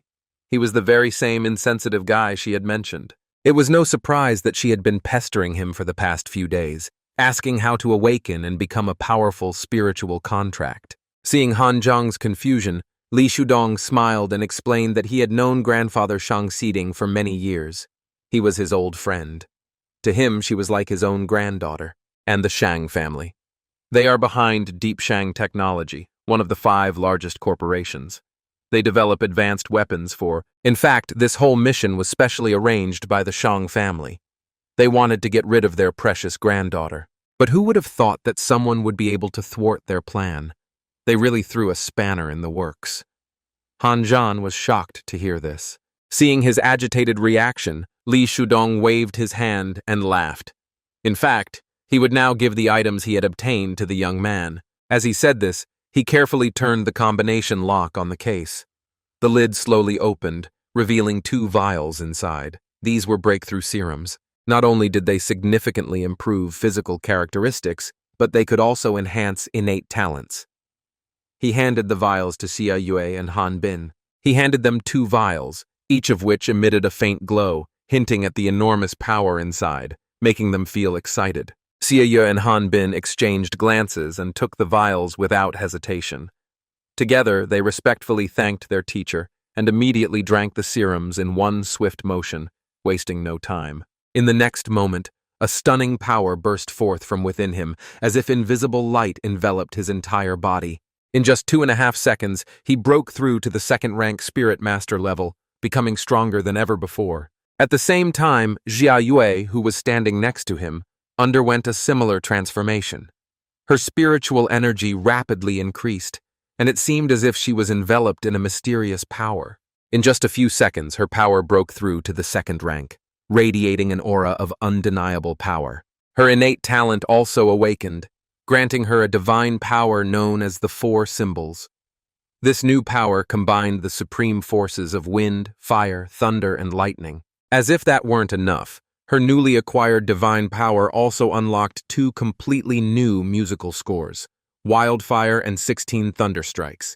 These pieces were meant to further enhance her offensive capabilities, allowing her to unleash destructive flames and thunderbolts through her music, especially in battles against formidable enemies. Feeling the overwhelming surge of power within her, Xia Yue couldn't help but exclaim in amazement. This is incredible.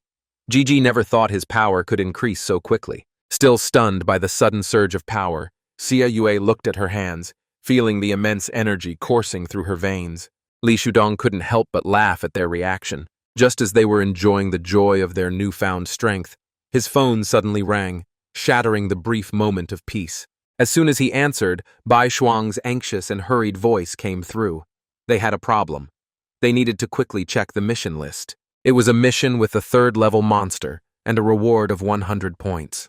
They decided to discuss this task in person at a meeting. After giving Bai Shuang the order to gather, he wasted no time grabbing Xia Yue and running out the door, heading for the mission location. Shortly after they left, the butler suddenly appeared at the entrance to the villa. His expression was serious. The butler went inside and respectfully reported that Mrs. Lin Jun had been found, but she refused to return. Shortly thereafter, all members of Team 0527 arrived at the meeting point. Bai Shuang asked anxiously if the captain had made a decision. Without hesitation, he replied seriously, "This is the perfect chance for them to pull ahead in points." Bai Shuang still looked worried. Frowning, she told the captain that Yue Jia was extremely dangerous. The risk in this battle was too high. Seeing her concern, he calmly asked if she knew what a red alert really meant. It was not just a normal mission notification. It meant that they had no choice but to fight. If they did not destroy Yue Jia, then once he fully matured, he would destroy the entire city and take countless innocent lives. As defenders of the city, their original mission was never just to earn points. Their mission was to protect humanity. As soon as he finished speaking, Yifan immediately raised his bottle with a loud laugh. After all, it sounded like a good toast. Bai Shuang's expression also became firm, her eyes shining with determination. She would drive the car and immediately take everyone to the mission site. Meanwhile, the other teams had already gathered on the roofs of tall buildings, watching the ominous scene unfolding above the city. Dark clouds hung overhead, terrifying lightning flashed in the sky, as if a destructive storm was about to break. The captain raised his binoculars, peering into the distant area shrouded in darkness. It was a black curtain that seemed capable of isolating all sensory detections, and its speed was so high that they would not even have time to get there. A member of the squad looked at the captain and asked in confusion if they had been sent by the higher-ups to deal with the monster. So why announce the mission publicly? The captain turned around and sighed. Ugesh's combat power is too great. They cannot defeat him alone. The squad member looked at the captain in shock and exclaimed, "Damn, is he really that terrible?" The captain nodded and calmly said yes, so they shouldn't interfere yet. Let the first wave of decoys go in first, and they would act afterwards. At that moment, Han Zhan led his squad to the mission site, where the third-rank monster was located, and everyone was stunned as they stared at the ominous black veil. Bai Shuang slapped the side of the vehicle and asked seriously if everyone was ready. Once they entered the black veil, there would be no turning back. Han Zhan, holding Yu's hand, led the squad into the black veil. He assured them not to worry, everything would be fine. He said it was time to go. They were going in. Inside the black curtain, there was an eerie and frightening atmosphere. The surroundings were covered with cobwebs, creating a sense of hidden danger. As soon as they entered, the black curtain enveloped them. Han Zhan felt a chilling sensation that he was being watched. He immediately ordered everyone to be on alert and be prepared for anything. Yu also felt an eerie sensation, as if invisible eyes were watching her, which caused her a wave of unease. Despite this, the group continued to move deeper into the darkness, and the oppressive atmosphere grew heavier as they advanced. Suddenly, they all stopped dead in their tracks. Yu clung to the main character. Bai Shuang calmly explained that the black veil had a unique ability called life absorption. As long as they were inside, it would gradually suck out their strength until they died. Even Yifan, who had always been fearless, looked serious for the first time. He said they had 30 minutes. Bai Shuang pointed ahead and asked if that was the black sphere. Alkash nodded that yes, it was. Looking at the black sphere, Han Zhan thoughtfully asked whether destroying it would solve the problem. Before they could do anything, the ground beneath them began to soften, pulling them in and steadily lowering them down. In the blink of an eye, Bai Shuang's body was already half submerged in the ground. Yifan tried to reach out and grab her, but it seemed too late. The ground was sinking too fast. Suddenly, a strong wind blew up, knocking Han Zhang away. and a huge wall appeared in front of them. This was Yugeisha's second ability, the power to give life to inanimate objects. He could not only absorb life, but also bestow it on anything, be it tools or even the earth itself. Then they would break through together, Han Zheng said resolutely, while Yue transformed into her contract spirit form, ready for battle. Han Jan began to play that soul-crushing melody, a song that could bring entire armies to their knees. They expected the wall to collapse under the onslaught, but, to their surprise, it began to repair itself, repairing the damage from their attacks. Han Jan frowned, looking at the wall with annoyance. What now? Its regeneration is too strong. They cannot overcome it. Before they could finish talking, countless walls identical to the previous ones suddenly rose up from beneath them, completely trapping them. The monster's intention was clear. It wanted to seal Han Zheng and the others in, leaving them no chance of escape. Suddenly, a rapid sound rang out in the air, and the tension around them thickened. Yu shouted to Han Bin to be careful. Some kind of scum flew at them, and flew past so quickly that Gigi barely had time to return. The flying insect broke through the wall and disappeared into the darkness. Han Jan stared in shock and whispered, wondering if he had seen correctly. Was that it? Yue asked curiously what it was. Han Jan quickly replied that he would explain later. For now, they needed to run. After all, the creature was already preparing to deliver another deadly blow. At that moment, the squad waiting outside finally sprang into action. The captain, observing the ominous atmosphere, warned his team to be on their guard. This place is too dangerous. One of the squad members assured him that the captain should not worry. They had third-rank spiritualists and contract spirits.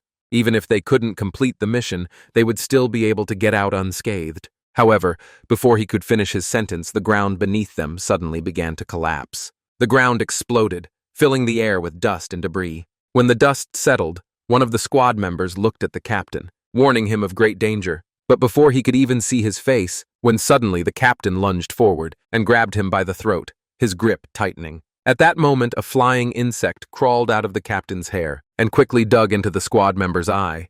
The squad member screamed in agony and collapsed. Meanwhile, Bai Shuang and Yifan cautiously walked down the narrow passageway, the silence around them deafening.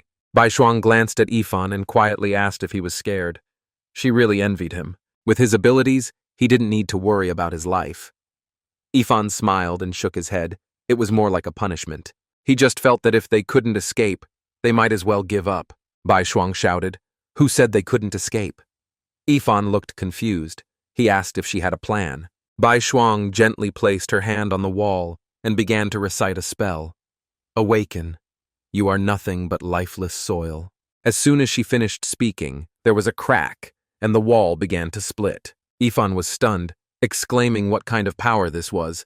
She could really break Yugeisha's ability. When the wall collapsed, a figure slowly emerged from the cloud of dust. Bai Shuang shouted, Captain, is it him? Yihan also noticed them. He quickly descended to assess the condition of his comrades. And there they were, side by side. The four of them were finally reunited, although the danger was far from over. But before they could catch their breath, a huge stone fist came crashing down on Bai Shuang and Yifan.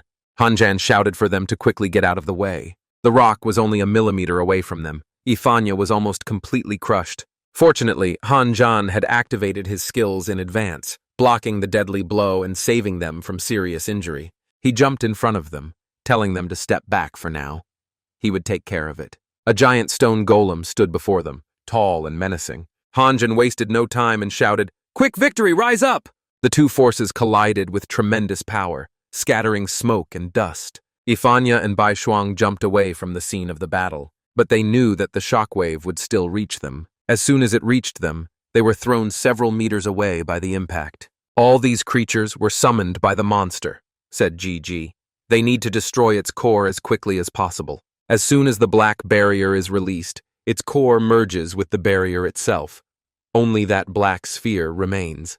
If they can destroy that sphere, they can kill Yugeisha once and for all, said the guy with determination. The girl immediately stood in front of him and turned to him, firmly telling him to go and leave this battle to them. But the stone golem seemed to understand their plan and rushed at them with all its might. Yifan, impulsive as always, rushed forward without hesitation to meet it face to face. He activated his skill, granting him complete immortality. Yifan met the golem's blow with his whole body, then looked at Han Zhang and said that his immortality could only withstand 6 blows. He needed to come up with a plan quickly. Han Zhang began to recite his spell. 6 divine spirits in the service of the emperor must appear at his call. When Han Zhang's spell came to an end, the melody echoed across the battlefield, and 6 divine spirits appeared. Their mighty figures loomed over the scene, shrouded in dark clouds, ready to unleash their destructive lightning power. The divine spirits raised their hands and shouted in unison, and the sky crackled with electric light. Thunder rumbled as enormous energy gathered above them, as if the heavens themselves were preparing for a mighty strike. A blinding bolt of lightning struck from the sky, striking the stone giant with incomparable force. Lightning wrapped around his body, burning the air and causing everything around him to shimmer with heat. The power of the lightning was so overwhelming that even Ifanya was not spared. His body was thrown into the air by the shock wave and slammed hard into the ground. Thunder rumbled again as another deafening crack echoed. A glowing sphere of lightning descended from above. The stone giant, already weakened, began to crack under the pressure. Its once solid form was now crumbling, cracks spreading across its surface. With a sharp crack, the stone giant finally shattered into pieces, breaking into countless tiny fragments that scattered in the wind like dust. Ifan landed smoothly on his feet, easily regaining his balance, his composure unbroken despite the previous blow. He looked ahead, a slight smile playing on his lips as a feeling of victory filled his heart. But before he could fully enjoy the moment, Han Zhang suddenly spat out blood. Han Zhang's stomach was torn open, blood spurting from the gaping wound. With a loud crack, Han Zhang's body was thrown across the battlefield and slammed into the rocks. When the smoke cleared, a huge insectoid creature emerged from the shadows. Its tall figure cast a dark silhouette on the battlefield. Ifan's face was full of shock, engraved with disbelief. A fully grown stranger stood before him.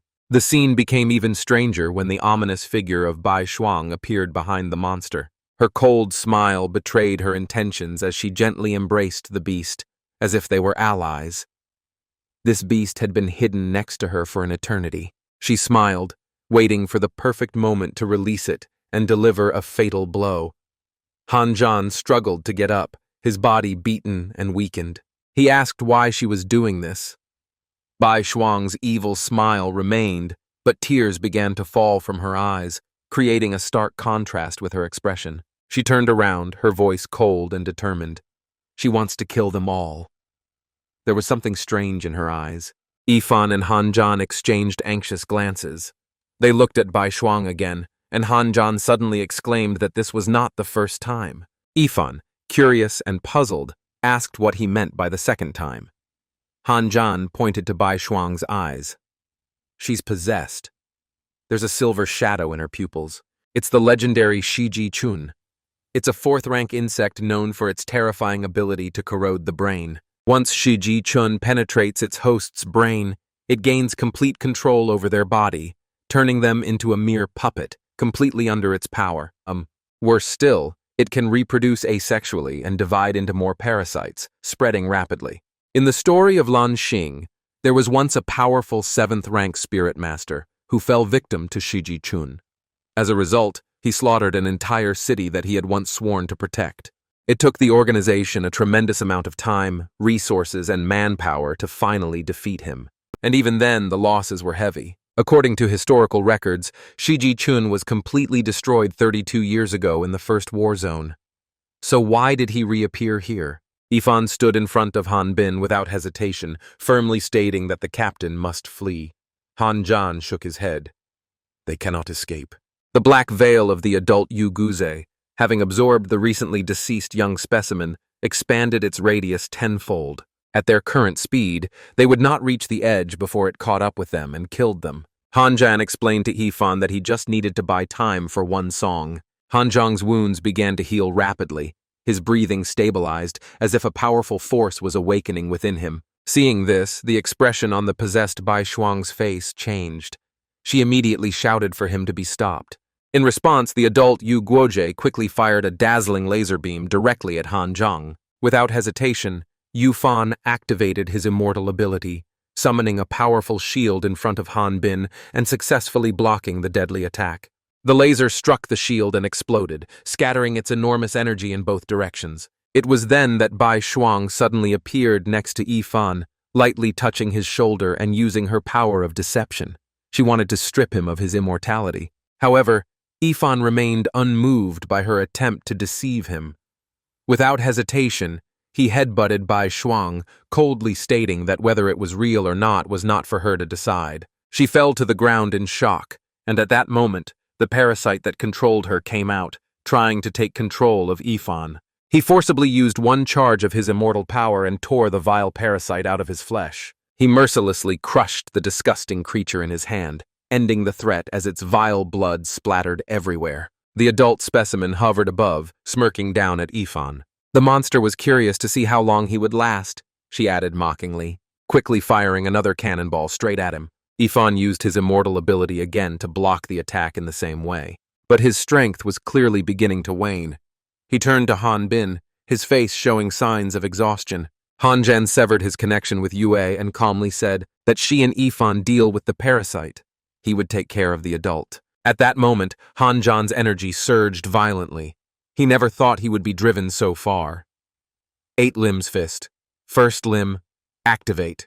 Han Zhan charged his energy through the ground, causing it to tremble and crack, as if the whole world was preparing for this grand strike. Then he soared into the air like a huge meteor, rushing towards the adult Yugude at a staggering speed, his power at its peak. However, Han Zhang's full power strike was effortlessly neutralized by the Wanderer, as if it were nothing more than a light breeze. Although the blow did not reach its target, it made the Wanderer take Han Zhang seriously. Such a young age and such incredible strength, the Wanderer noted with surprise. Saying this, he slowly pulled the sword from his mouth. As soon as he finished speaking, he swung the ancient sword in his hand and attacked with a cold smile on his lips. He said with contempt in his voice that we would see how many blows he could withstand. Taking advantage of the Wanderer's momentary confusion, Han Zhan quietly put on the gloves that his older brother Wei Qing had given him. With a flash of determination in his eyes, he delivered a powerful blow aimed directly at the Wanderer. With a sharp crack, the powerful chi of the sword instantly shattered into pieces, its force so overwhelming that even the air seemed to tremble. Seeing this, the Wanderer was stunned, his eyes filled with disbelief. How could this pair of gloves end up in Han Zhang's hands? More than 10 years ago, they had killed one of their Zerg kings on the battlefield. They belonged to the strong, but Han Zhang was not strong. As soon as the words left his lips, the stranger's energy flared up, and with a furious burst, he intensified his attack. He may not be strong, but his opponent is just a simple Zerg king. Before his words had even finished, Han Zhan quickly performed the second form of Ba Ji Quan. His figure moved like lightning, closing the distance to the stranger in an instant and launching a swift and precise attack. As soon as Han Zhan's blow struck Yu Yin's right rib, the ancient sword in his hand pierced Han Zhan's left chest with a sharp metallic sound. The intense blow instantly threw both fighters more than 20 meters apart, as if an insurmountable chasm had opened between them. Faced with this situation, Han Zhang couldn't help but curse in frustration. He had to defeat him before he completely absorbed the energy of the young men, otherwise he would have no chance of winning. A thought flashed through his mind, and without hesitation, Han Zhan activated the second seal of the 8 Limits Fist, his eyes filled with determination. No more delays. There was only one way to survive. Fight.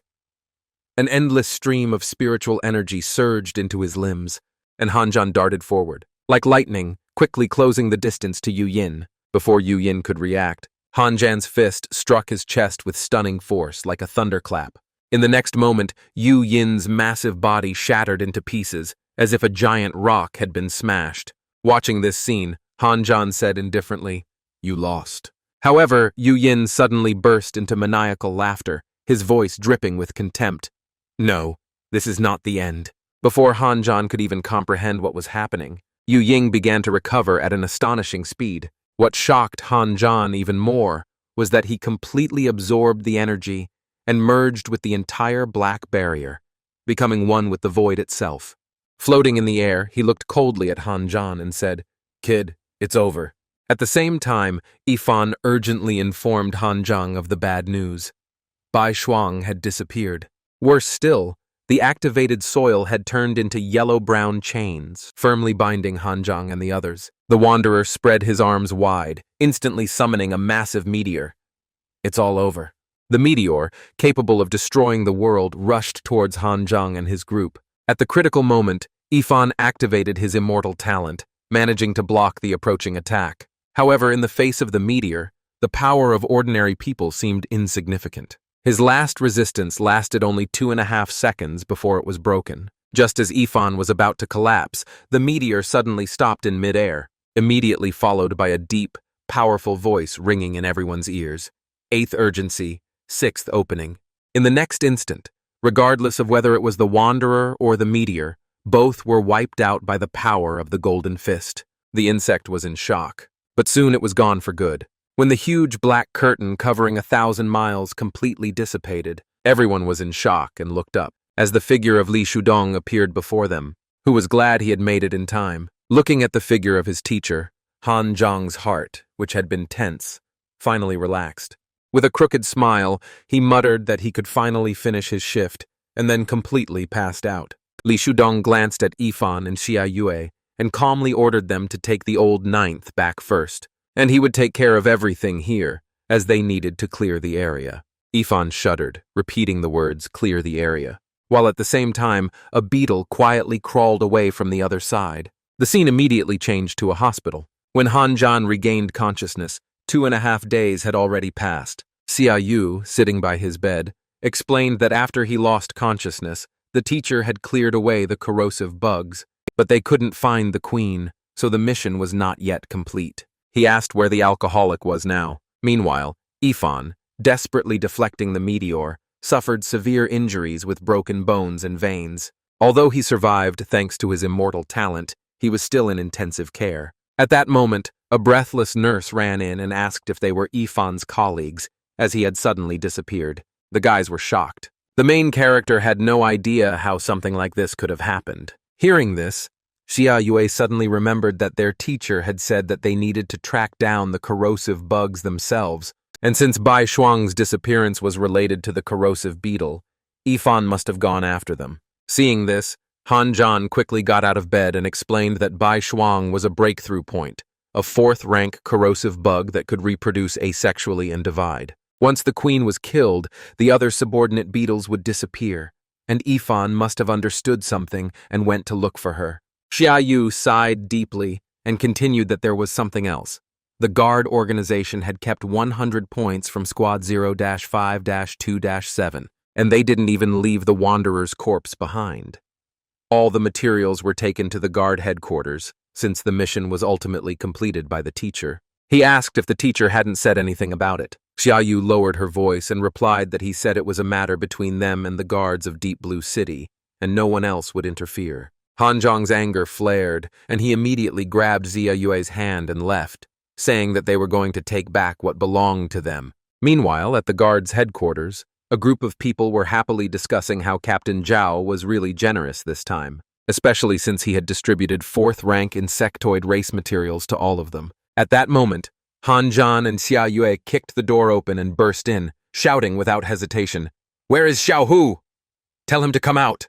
As soon as these words were spoken, a eerie silence fell over the entire hall. Only Zhang Xiaobei smiled and told Captain Han to watch his words, as this was not the place to be rowdy. He reached for his belt and immediately swung it and rushed at Han Zhang, but before he could get close, Han Zhang slapped him hard across the face, instantly putting all his strength into the blow. The guy fell. Han Zhang clenched his fist and made a gesture as if he was about to strike, saying that no one had told him that his smile was asking for a punch.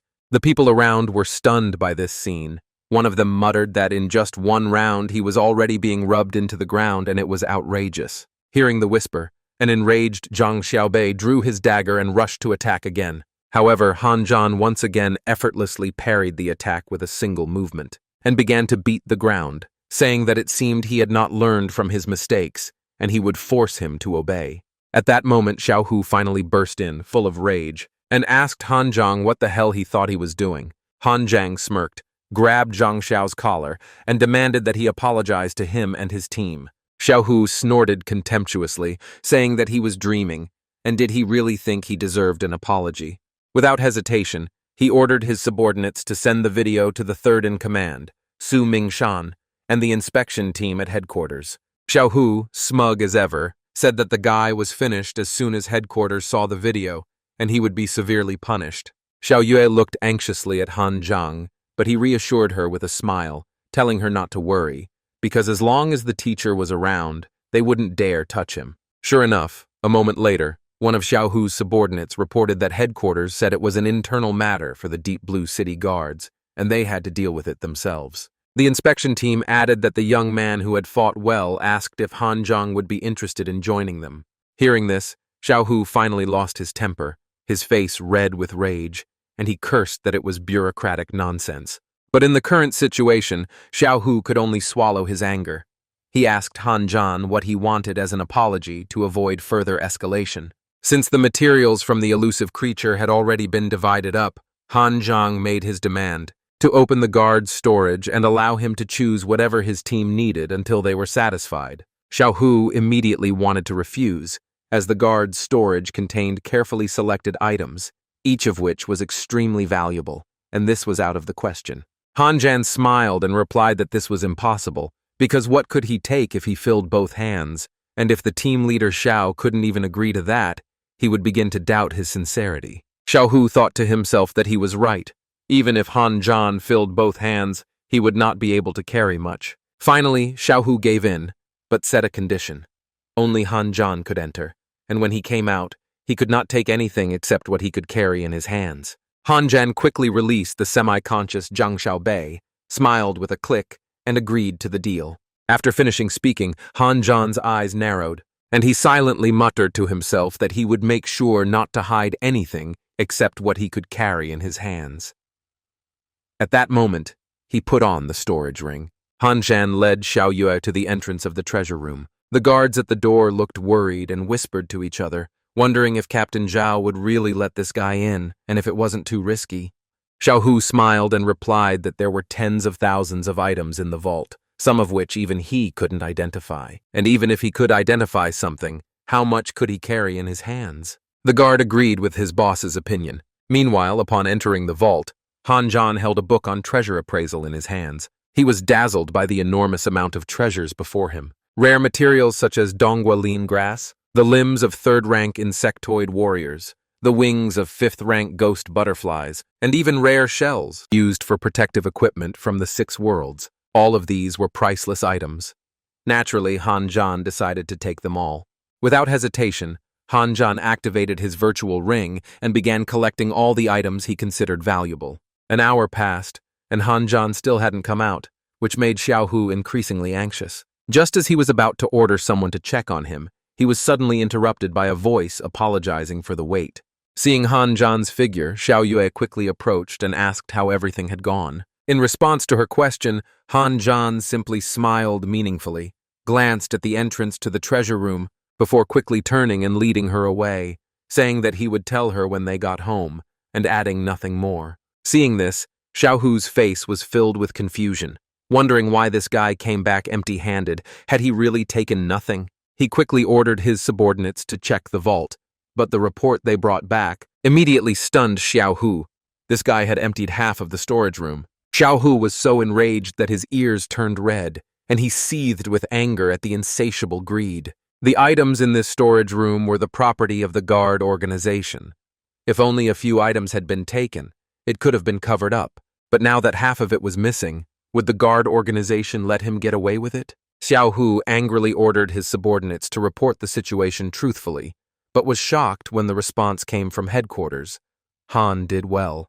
Xiao Hu was stunned, his heart filled with disappointment at such bureaucratic nonsense. Returning to the villa and placing the ring on the table, Han Zhang sat down on the sofa and said that this would serve as a lesson for Xiao Hu, and he would see if he dared to behave so arrogantly in the future. At that moment, Xiao Yue approached, freshly washed, with a slight flutter in her eyes. She said it was late and time to go to bed. Together, ever since he was injured last time, she had been so afraid of losing him, and tonight, no matter what, she would not let him go. Just as they were about to take further action, the door suddenly swung open. Standing in the doorway was a girl wearing a loose nightgown over her naked body. Xia Yu's face instantly turned red. She quickly moved away from him, deeply embarrassed, and quietly asked when someone else had arrived. Seeing this, Hanjan asked in confusion who she was. The girl smiled slyly and said playfully that they lived in her grandfather's house and still didn't know her. He immediately realized that the girl in front of him was Li Lin Yuan, the teacher's granddaughter. What shocked him even more was that she had awakened one of the 10 divine weapons of antiquity, the cauldron of the divine dragon. Hanjan quickly covered his eyes and pointed at her clothes in bewilderment. Was it normal to wear nothing? Li Lingshuan was carefree, shaking her head lightly. This was the most comfortable state for her at home. Being in this state helped her find inspiration and create. Xia Yue clearly did not understand what she meant by creativity. So Li Lingshui explained that hadn't her grandfather told them? She was an author of fan fiction on the internet. As she said this, she suddenly leaned closer to Xia Yue, smiling playfully. It seemed that she had just interrupted them. Were they going to continue? If not, then they could continue. And she pushed the girl away, looking at the guy with a very predatory gaze. The girl said that they had just met and had no emotional foundation. How could she be so reckless? Li Lingshuan turned her head in confusion and asked if contracts really needed an emotional foundation. Realizing her misunderstanding, she immediately blushed and quietly said that she understood now. Hanjan took the opportunity to smoothly change the subject. If they signed a contract, he could help her strengthen it even more with divine light. Li Lingshuan was visibly excited upon hearing this. She was ready to sign the contract right away.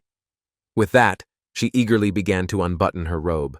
Seeing her rush towards him, Hanjan was stunned. What was the connection between signing a contract and taking off her clothes?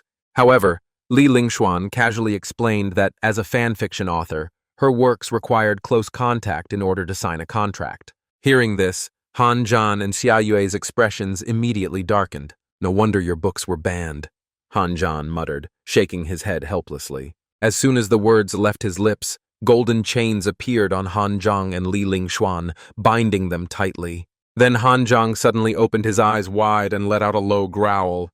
Divine reflection. In the next moment, a powerful surge of energy burst forth from within Li Lingshuan, and in just 2.5 seconds, a shadowy figure formed above her head. As more and more energy poured into Li Lingshuan's body, her energy information began to change dramatically. Not only did she evolve from a level 1 spiritual weapon to an SSS level 1, but she also awakened a divine ability, true body purification, one of the 10 ancient divine artifacts.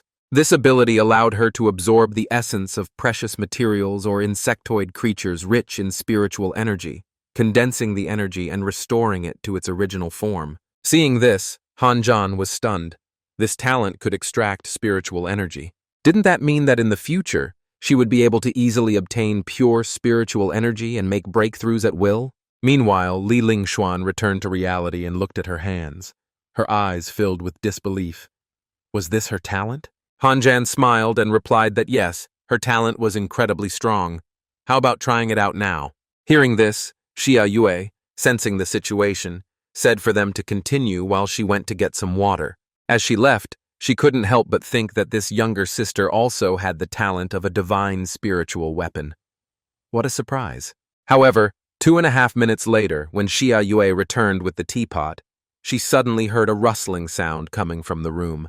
Someone wanted to insert something, but someone else was in pain. Xia Yu froze for a moment, then her face flushed with anger, and she kicked the door open.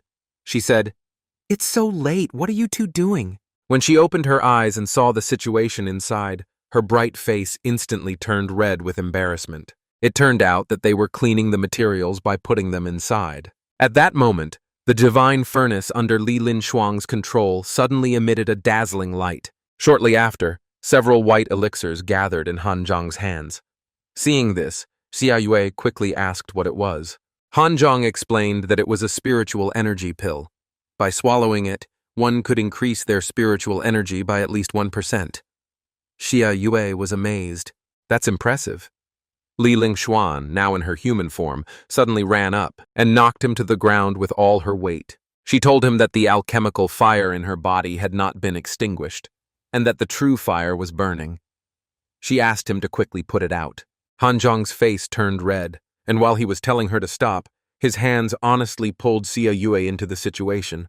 The first girl who was on top of him felt even more energy. While Jia Yue fell straight into the arms of the main character 7, the girl on top felt very good.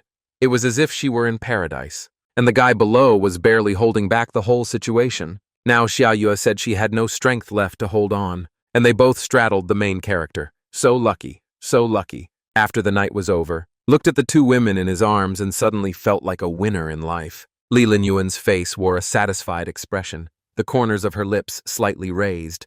She hadn't expected him to be so impressive. Even Xia Yue couldn't help but sigh. After these 8 exchanges, she felt that the power inside her had become much purer. Han Jan saw the situation and quickly stood up. He coughed twice to smooth over the awkwardness, and ordered them to go with him on business. The girls didn't understand what he meant, but from that day on, they would officially begin investigating the 10 domestic insects and searching for the missing members of Team 0527. Li Linyuan looked confused, suddenly froze, and asked who was missing. Xia showed her the photo. But when she saw Bai Shuang's photo, her eyes suddenly fluttered, and she quietly said that she thought she had seen this person before. Didn't she often go to the club at night? Xia asked how she knew. Li Lingxuan replied that she often went to that club. The Breeze Ballroom was the largest in all of Deep Blue City. Hearing this, he felt a surge of hope in his heart. Great. He didn't expect them to make such a breakthrough in the investigation so quickly. With that, Han Jan took out a spray and sprayed it on both of them. Han Jan explained that it was azalea flower spray. Insects are very sensitive to this scent, and when they smell it, they go crazy. After doing all this, Han Jan led Xia Yue and Li Lingshuan to the Breeze Ballroom. The women were already having a great time there. He asked the bartender if there was a woman named Hong Yanwei here, and the man suddenly smiled strangely.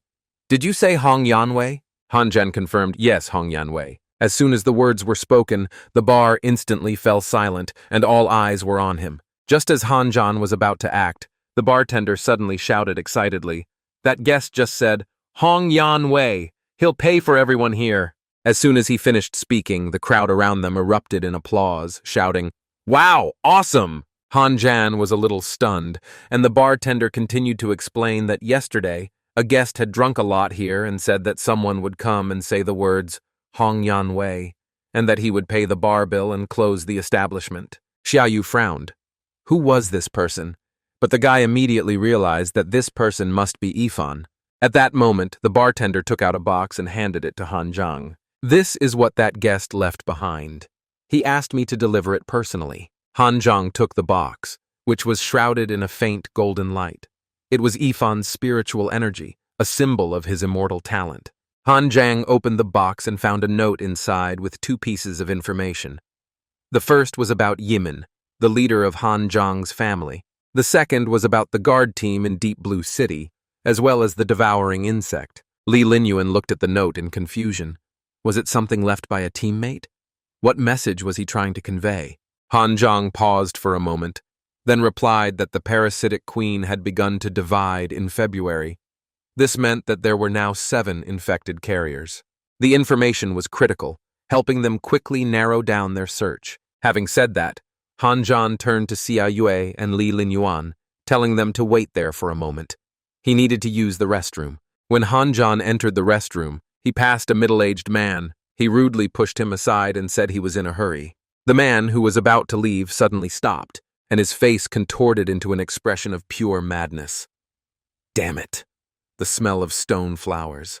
Without further warning, he swung his fist at Han Zhan. Seeing the approaching fist, Han Zhang immediately activated all his locks and quickly struck with his palm, sending the man flying several meters. As the man retreated, a silvery white insect shadow quickly emerged from his body.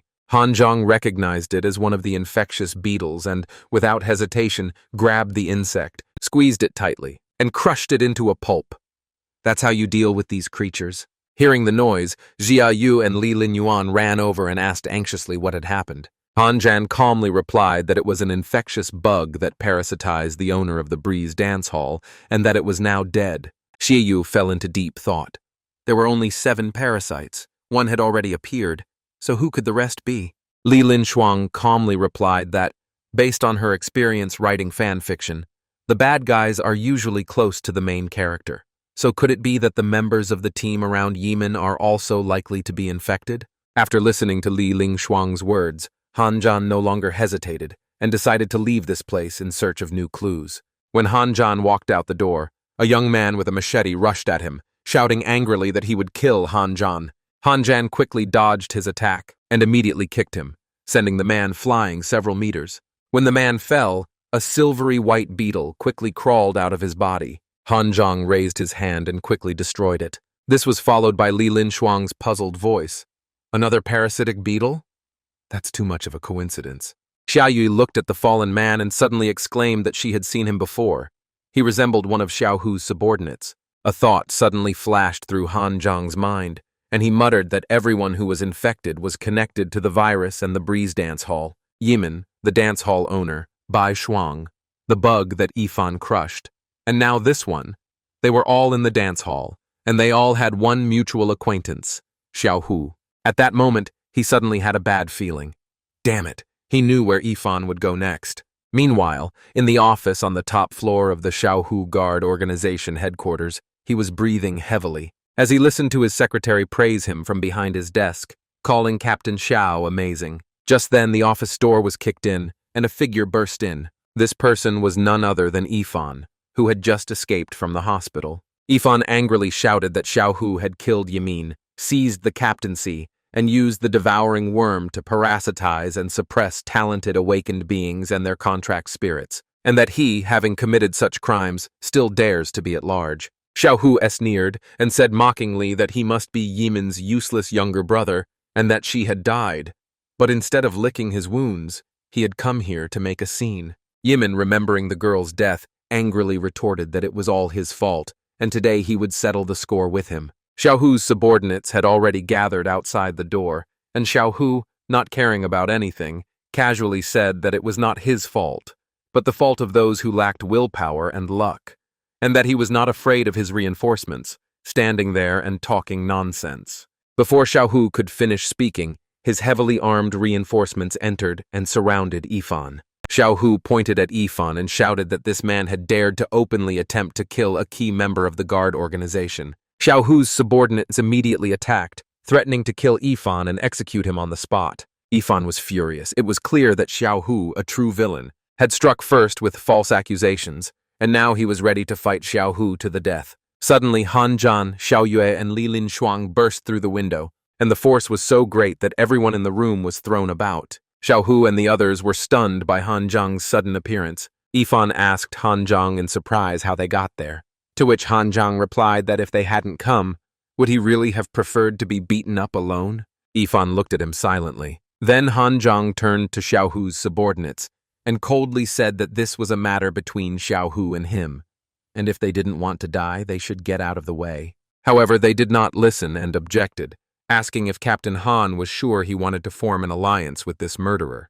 Unable to reach an agreement, Xiao Hu's subordinates rushed at Han Zhan together. Han Zhang paid no attention to these small fry and knocked them all down with a single blow. Well, maybe a few, and then calmly landed on his feet. Yifan, watching his subordinates fall to the ground, couldn't help but admire Han Zhang's growing strength, thinking that his fighting skills had improved significantly in such a short time. Seeing that Xiao Hu was preparing to flee, Li Lingshuan quickly reminded Han Zhang to be careful, as Xiao Hu was trying to escape. Han Zhang instantly appeared behind Xiao Hu and shouted that he would not let him get away. Han Zhan stood firmly, gathering his strength, and delivered a powerful blow to Xiao Hu, aiming for the decisive blow, and leaving a huge hole right in the bastard's heart. After Xiao Hu fell, a corrosive worm flew out of his forehead. Upon closer inspection, Han Zhan noticed that this corrosive worm was not a queen. He immediately struck and crushed the corrosive worm as soon as it flew out. Guards from another team burst into the room and, seeing Xiao Hu's death, shouted that Han Zhan had indeed killed Captain Xiao, that he was too bold. And did he really think that the Defenders organization was the greatest power in Deep Blue City, when in fact the greatest power was the city lord? Han Zhan immediately realized that they had fallen into a trap. Meanwhile, half an hour earlier, the secretary brought a document to the city lord's office for his signature. When the city lord turned around, the secretary was horrified to see a corrosive worm preparing to penetrate the city lord's brain. She was shocked and pointed it out to him. Soon a terrifying scream came from the city lord's office. Returning to the room, Han Zhan told Yifan and the others that he had a bad feeling about what was happening. He arranged for Xia Yui and the others to find his teacher, hoping that the teacher could help resolve the crisis. But Xia Yui disagreed with his plan, wanting to face the danger together with Han Zhan. In the city lord's office, he picked up a document and said to pass on the order. Han Zhan, leader of Team 0527, is suspected of murdering Deputy Captain Xiao Hu from Team 1. Issue a citywide manhunt. The city lord thought to himself that he did not expect the bait to be swallowed so quickly. It seemed that the big fish had finally taken the bait. At that moment, the main character was leaving the building, attracting a lot of attention. The man announced his decision to separate from his companions so as not to endanger them. But as soon as he steps outside, he notices something and stops. A strange old man on a hoverboard mockingly asked why an important member of the organization had not yet surrendered. The stranger orders the man to kneel in an authoritative tone, which he does. The scene switches to a traditional house in a large clearing. In it, the teacher poured himself some tea and reproachfully noted that his old friend was still hiding his true intentions. The hooded man adds that his opponent does not seem to be in a hurry, despite the seriousness of the situation. The man cynically states the facts. The successor has been caught, the evidence is clear, and the execution is expected tomorrow. The teacher puts down his cup, and with a terrifying aura, he asks if it is really necessary to bring about the death of his student. But the cultist reminds him that destroying the quantum avatar will not bring any real benefit. He sarcastically recalls that old Shang prepared such avatars for all of them. The old man feigns embarrassment and admits that he had completely forgotten about this important circumstance. He predicts with a smirk that his opponent has many more unpleasant surprises ahead of him. The cultist disappears into thin air. A loyal comrade offers his help to save his younger friend from the impending threat, but the master reveals his plan.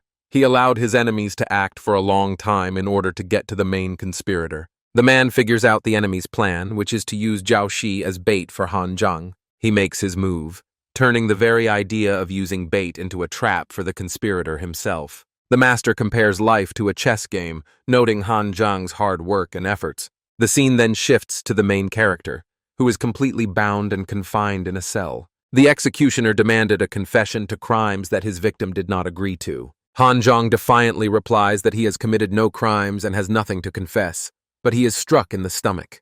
He is tortured in an attempt to break his will and force him to obey the demands of his captors. The executioner declares that Li Shitong will not come to his aid and offers only two possible ways out.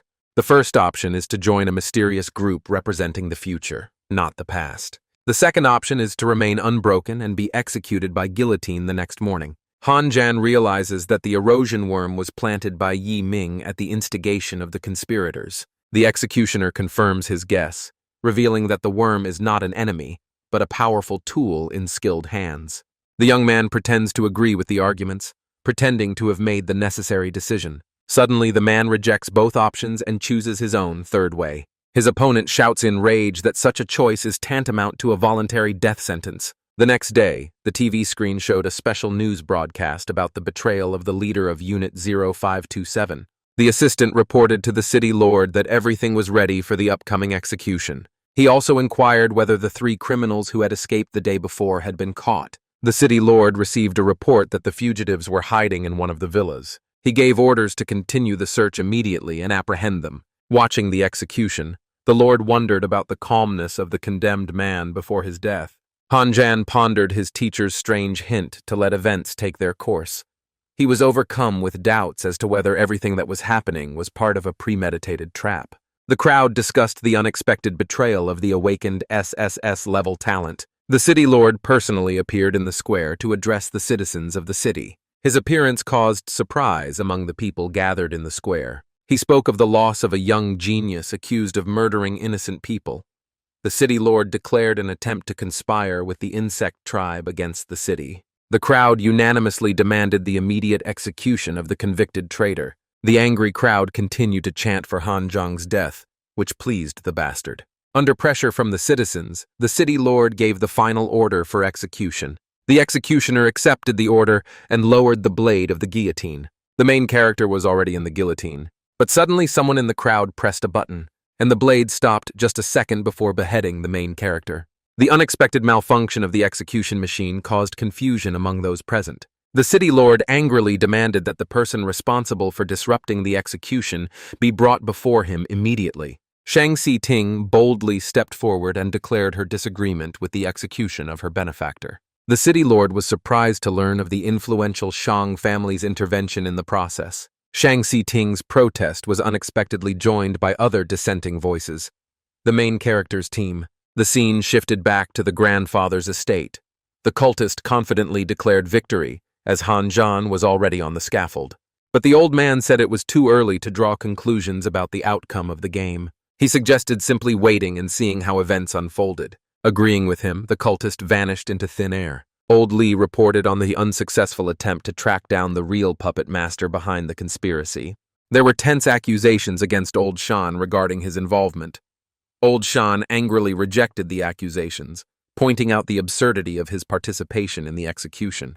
Important evidence was discovered pointing to an organization called The Crash. The involvement of the Shan family pointed to the complexity and multi-layered nature of the entire conspiracy. Kang Chuan was publicly declared a fraud, and Han Zhang was declared a true defender of the people.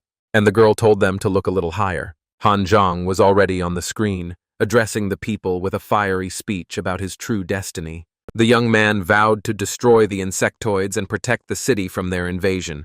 Han Zhang's words made the crowd doubt the fairness of the accusations of treason.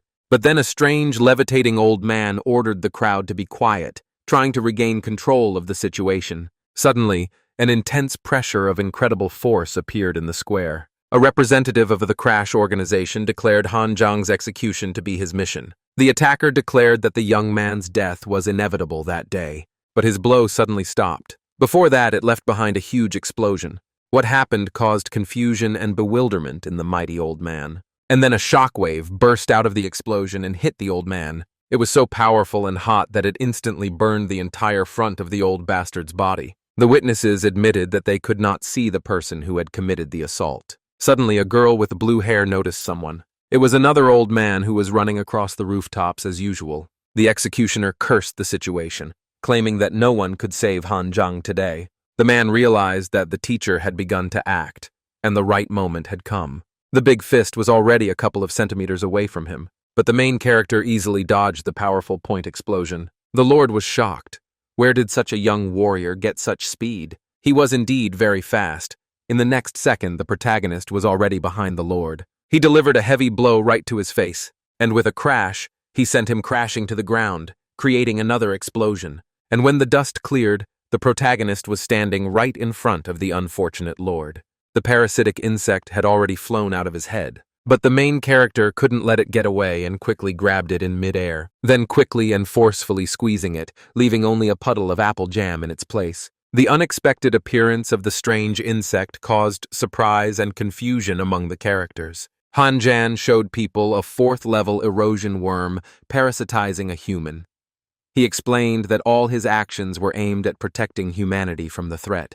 The appearance of the erosion worm explained the strange behavior of the city lord lately. The teacher thanked the young man for his timely intervention, which had prevented a catastrophe. He asked if the young man had felt the line between life and death during the events. Han Zhan acknowledged that the teacher's help was valuable, but he would have preferred to act on his own. The teacher praised the young man for destroying the queen insect and eliminating the threat. He expressed regret that they had been unable to preserve traces of the Dawn organization for investigation. The young man asked about the nature of the mysterious organization threatening the city's security. The teacher confirmed the existence of a secret organization that had infiltrated the ranks of the Guardians, without giving any details. Suddenly, the drunkard informed the captain of the sad discovery of Bai Shijiang's body among the victims of the incident. This greatly upset him. The total number of dead reached 1,001, and a sea burial was planned. And now the girl was one of those who were sent to sea. Everyone stood and watched the spectacle.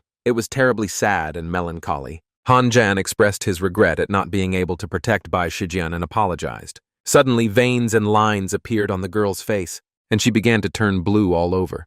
The parasite was still inside her, and now she opened her eyes, completely blue. In October, the teacher inquired about her progress after the erosion worm incident. The boy confirmed that he had reached the third level of power along with Lin Zhen. Li Linjin reached the third level with the transformation into the divine cauldron of Shenong. Xia Yue also awakened many musical works and increased her level. The girl from the powerful clan offered to sign a contract, but the boy preferred spirits with combat attributes. Han Jan expressed his hope to obtain divine attributes for further growth. He announced his desire to become stronger and make his way through the insect apocalypse. The teacher suggested sending him to the front lines for training in the first military zone. He explained that contract spirits could not accompany him due to their different cultivation methods. The young man agreed with the teacher's suggestion and accepted it without objection. The scene shifted to the front line in Dacia, where fighting was raging. Tanks fired at the bastards, not allowing any delay between shots. After all, this was the only way to kill these freshwater bastards.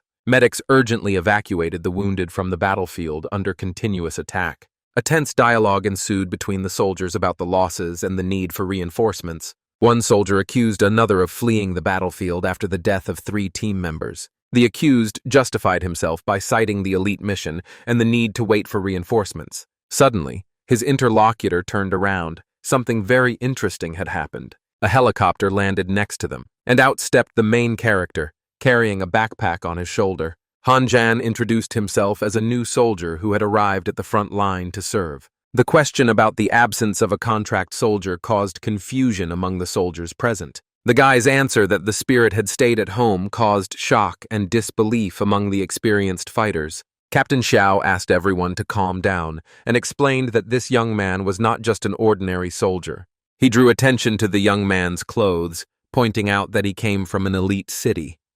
The captain expressed skepticism about the usefulness of spoiled young craftsmen on the battlefield. A dispute broke out among the commanders over who would get the new fighter for their squad. One of the commanders reluctantly gave up his potential recruit to the other team. Captain Xiaoya invited the newcomer to meet the rest of her squad. Xiaoya introduced herself as the captain of the squad and announced that the young man would be joining her team. He introduced the other 2 members of the squad, Kai Shifan and Shi Xiaokan, to the new fighter. One of the soldiers complained that his clothes were completely soaked after completing the mission. Shi Xiaokan started to undress but got stuck, and asked the newcomer to help her remove her stuck jacket after the combat mission. The guy modestly responded to the request for help, showing courtesy to his new colleagues. Now they were sitting by the fire. The girl thanked the main character, who said it was no big deal. The girl immediately asked about her new comrade and the absence of a contract spirit. Han Jan presented all members of the squad with valuable gifts as a gesture of welcome.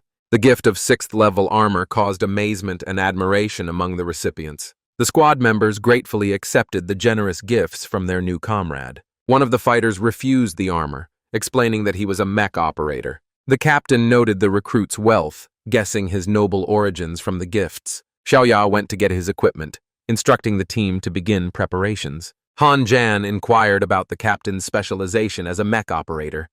He was told about Xiaoya's ability to engage in prolonged mechanized combat thanks to his contract spirit.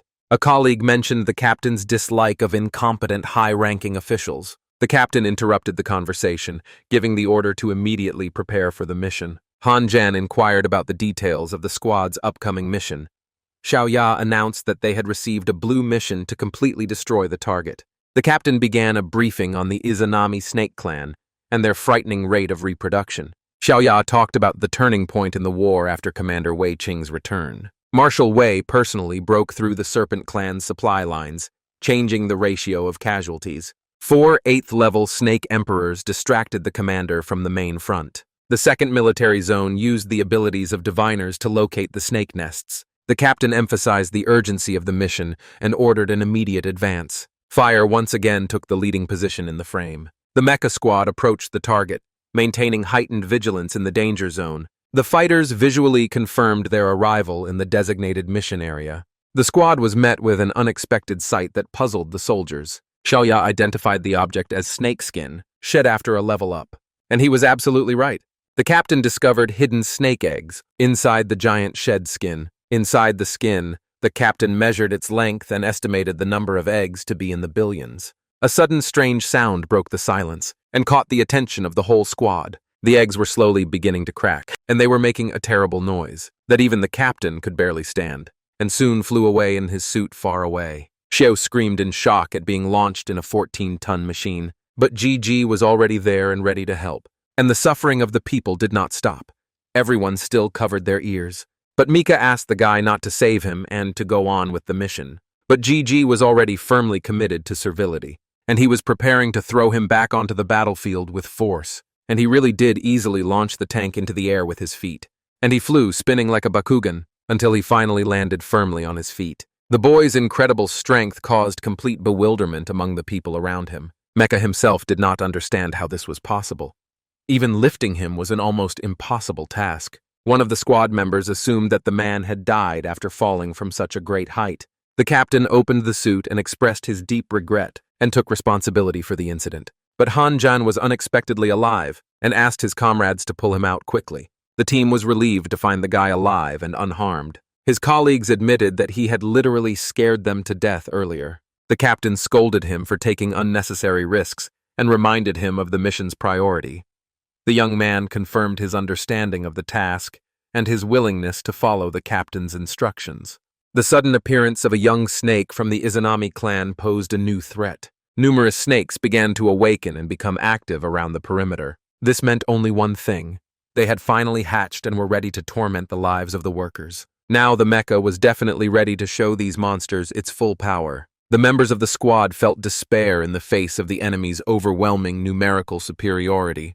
The unexpected speed and agility of the snakes amazed all the observers present. The guy tried to attack the rats just as effectively. It became clear that the squad would not be able to break through the encirclement of numerous snakes. But then the main character pulled out his fist with the ring and raised it higher, beginning the activation. So strong that a protective field completely enveloped his house, and immediately the snakes stopped wanting to attack. The sudden halt in the snakes' attack puzzled the members of the squad. The strange behavior of the snakes bowing to the squad raised many questions. Those present observed an unusual display of submission on the part of the reptiles. The captain received an order to destroy the enemy immediately, despite the strange situation. And so began that very scene from Far Cry 3 under the Skrillex. It was very effective against the snakes, and this fire was visible from any part of the forest. The captain asked Han-jang about the nature of his strange influence on the snakes. The guy explained the use of special equipment to intimidate enemies. His colleagues expressed sincere admiration for the newcomer's incredible abilities, and the snakes were almost finished. The captain asked directly about the true origin and status of the mysterious fighter. Han-jang modestly confirmed his status as a third-rank contractor without embellishment. No one in the squad believed the guy's modest assurances about his ordinariness. Suddenly, an alarm appeared on the screen. He finished talking to the protagonist and began typing something intently on the ship's computer. The captain reported on the low success rate of the mission by other squads.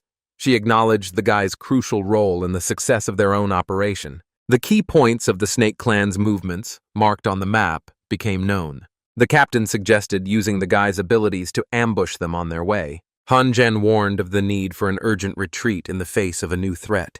The appearance of a fifth-rank nest guard created a critical situation for the unit. Everyone was shocked. This was a snake nest guard. He was huge. The captain gave the order to retreat immediately in the face of mortal danger. The members of the detachment realized that it was impossible to defeat the powerful nest guard. Han-jan volunteered to cover his comrades' retreat, remaining in the rear guard. And he fired a bunch of rockets right at the monsters. They quickly reached their target and blew up the snakes. GG was back. In shock, this fool in fur was sacrificing himself again. Now another one had grabbed his fur and was ready to bite him in a second. And she did it, but luckily Xiao flew out of the cockpit. Although not quite intact, but alive. The other members of the squad were shocked to see their captain suffer such a defeat. And now the snake lunged at them. They didn't even have time to blink. But the snake failed. Some kind of protective field suddenly appeared around them and protected them from the bite. The 6th-level armor unexpectedly activated its protective function during the attack. The squad members were relieved that their protective equipment had activated in time. But the snake immediately decided to release its powerful acid venom on them. It quickly broke through the armor and poured onto the heroes inside the protection. It quickly corroded not only the armor but also the flesh of the people inside. The protagonist was simply shocked. He did not expect such a sad outcome. Now they were left alone with the huge monster. The emergency access system was activated to counter the threat. The guy unlocked his energy and now became much more powerful. He jumped away from where the snake had struck. The use of the Rising Dragon maneuver temporarily changed the situation in favor of the squad. and he decided to fire a volley of wind attacks directly at the snake. But suddenly a horn grew on the snake's forehead and fired a powerful laser blast directly at the protagonist, piercing through his windy tornado attack and heading straight for the main character, who fell to the ground with his weapon like a meteorite. The power of the fifth-level guardian exceeded all expectations and possibilities of resistance, and the snake couldn't stop trying to eat the main character alive. He even managed to launch a completely different laser into the sky, as if another sword had been stuck into his head, which killed the crocodile in a second. The guy was simply in shock.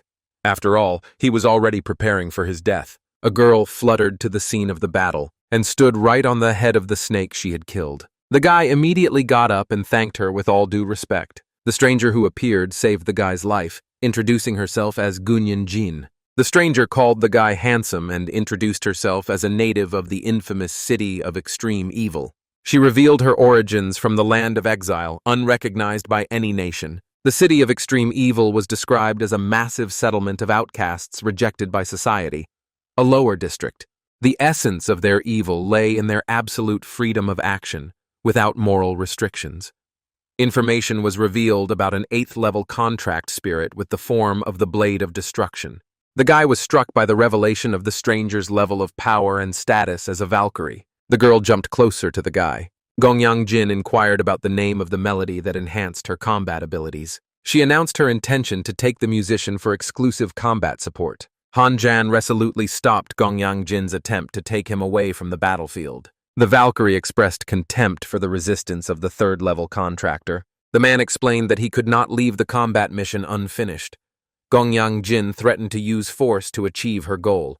The guy would rather die than be forcibly removed from the battlefield. Valkyrie showed unexpected flexibility and offered terms of agreement. Han Jan decided to take advantage of the situation to complete the combat mission. He offered his help in exchange for the destruction of the hatched insect swarm. Gongyang Jin agreed to the terms and provided a map of the nest's locations. 3 key points were identified for intercepting the hatched snake hatchlings. They developed a plan to coordinate with the forces of the Great Xia for a decisive offensive. A sudden flare-up of old wounds disrupted Valkyrie's plans. An ominous demonic aura began to emanate from the woman, and she turned into a terrible monster. The woman was in shock. She hadn't expected this to happen right now. Han was shocked and asked what was happening and how he could help her. But the only thing the woman said to him was to run away from there as fast as he could, and then her body darted somewhere and vanished into thin air. And so, to get rid of this demonic aura, he would have to work on the girl a little. He sprinkled the girl in black with his elixir, which quickly enveloped the girl, turning her green, and then he quickly retreated, extracting all the negative stuff from her body. And now the girl stood there clean and did not understand what was happening. Han Jan applied a healing powder to stabilize her condition. He explained the suppressive and healing properties of the remedy he had used. Then the guy asked about the wounds she had mentioned. Gongyang Jin revealed the origin of the wound from the 9th-level insect emperor. The man expressed shock at the terrifying power of an enemy of such a level. The offer to examine the wound was perceived as a bold attempt at intimacy. Gongyang Jin agreed to have the wound examined, but threatened to blind him for any indiscretion. Han Jan diagnosed the wound as treatable and not life-threatening. Direct contact with the wound caused extreme surprise to the observing Valkyrie. So the guy began to play a healing melody and directed all its energy to the girl's wound. He did something incredible. After his magic, there was almost no trace of the wound left. The guy explained the limitations of the cleansing powder for complete healing. He offered an alternative treatment method using his abilities. Gongyang Jin expressed surprise that the man had 2 contract spirits at the same time. Now the guy activated his healing abilities to the fullest, and his aura filled the clearing, and he directed his life force directly into the girl's wound. The healing process brought Valkyrie unexpected pleasure and relief. A significant improvement in the condition of the wound became noticeable after the procedure. Gongyang Jin asked to repeat the treatment because of the incredible sensations, but the guy explained the need for insect energy. He reminded her of the next task of intercepting Izanagi's hatched snake cubs, and Valkyrie suggested immediately moving on, straight to the location of the next mission. At that moment, a drone flew over the battlefield and scanned it. The command headquarters received a report of a large number of young snakes at the entrance to the gorge. The late discovery of Izanagi's snake nests created a critical situation for the defense. The insects carefully prepared their attack, forcing elite fighters to be sent to the front. An order was given to the 8th Combat Zone to temporarily refrain from active operations. Fortunately, the timely arrival of reinforcements in the form of GG and Valkyrie allowed them to take up defensive positions at a critical moment. The command was given to begin operations to contain the enemy's advance. Hanjan volunteered to be the first to enter the battle, surprising everyone with his courage. He rushed forward onto the battlefield. Gongyang Jin noted his bravery and promised to provide cover. And now the guy was among the monsters, killing them one by one. He struck like Mike Tyson, shocking everyone at headquarters with his actions. The soldiers watched his reckless attack, predicting his imminent demise,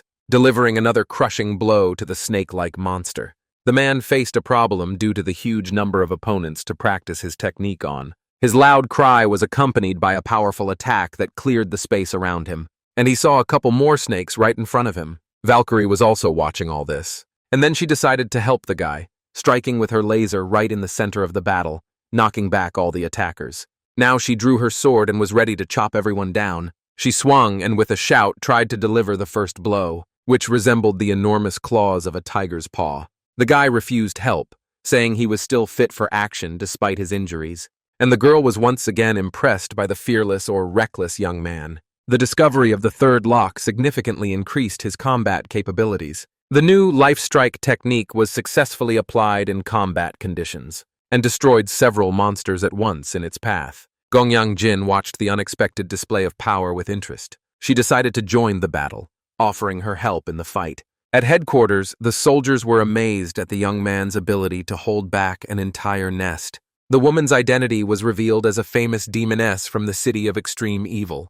Her unexpected appearance with her younger brother raised additional questions. The scene shifted back to nature. Numerous bodies of enemies were scattered around them, and provided the necessary resources for healing, and the barrel sucked up everything they had obtained or killed. Gongyang Jin confirmed her readiness for another session of treatment for her injury. After all, the wound had progressed. The healing process began with the concentration of energy on the affected area, and then bringing pleasure to the woman. The discovery of a black spike in the wound required a decision to remove it. It was decided to immediately remove the foreign object from the wound, and it was the magic bag that did it. The girl liked it very much.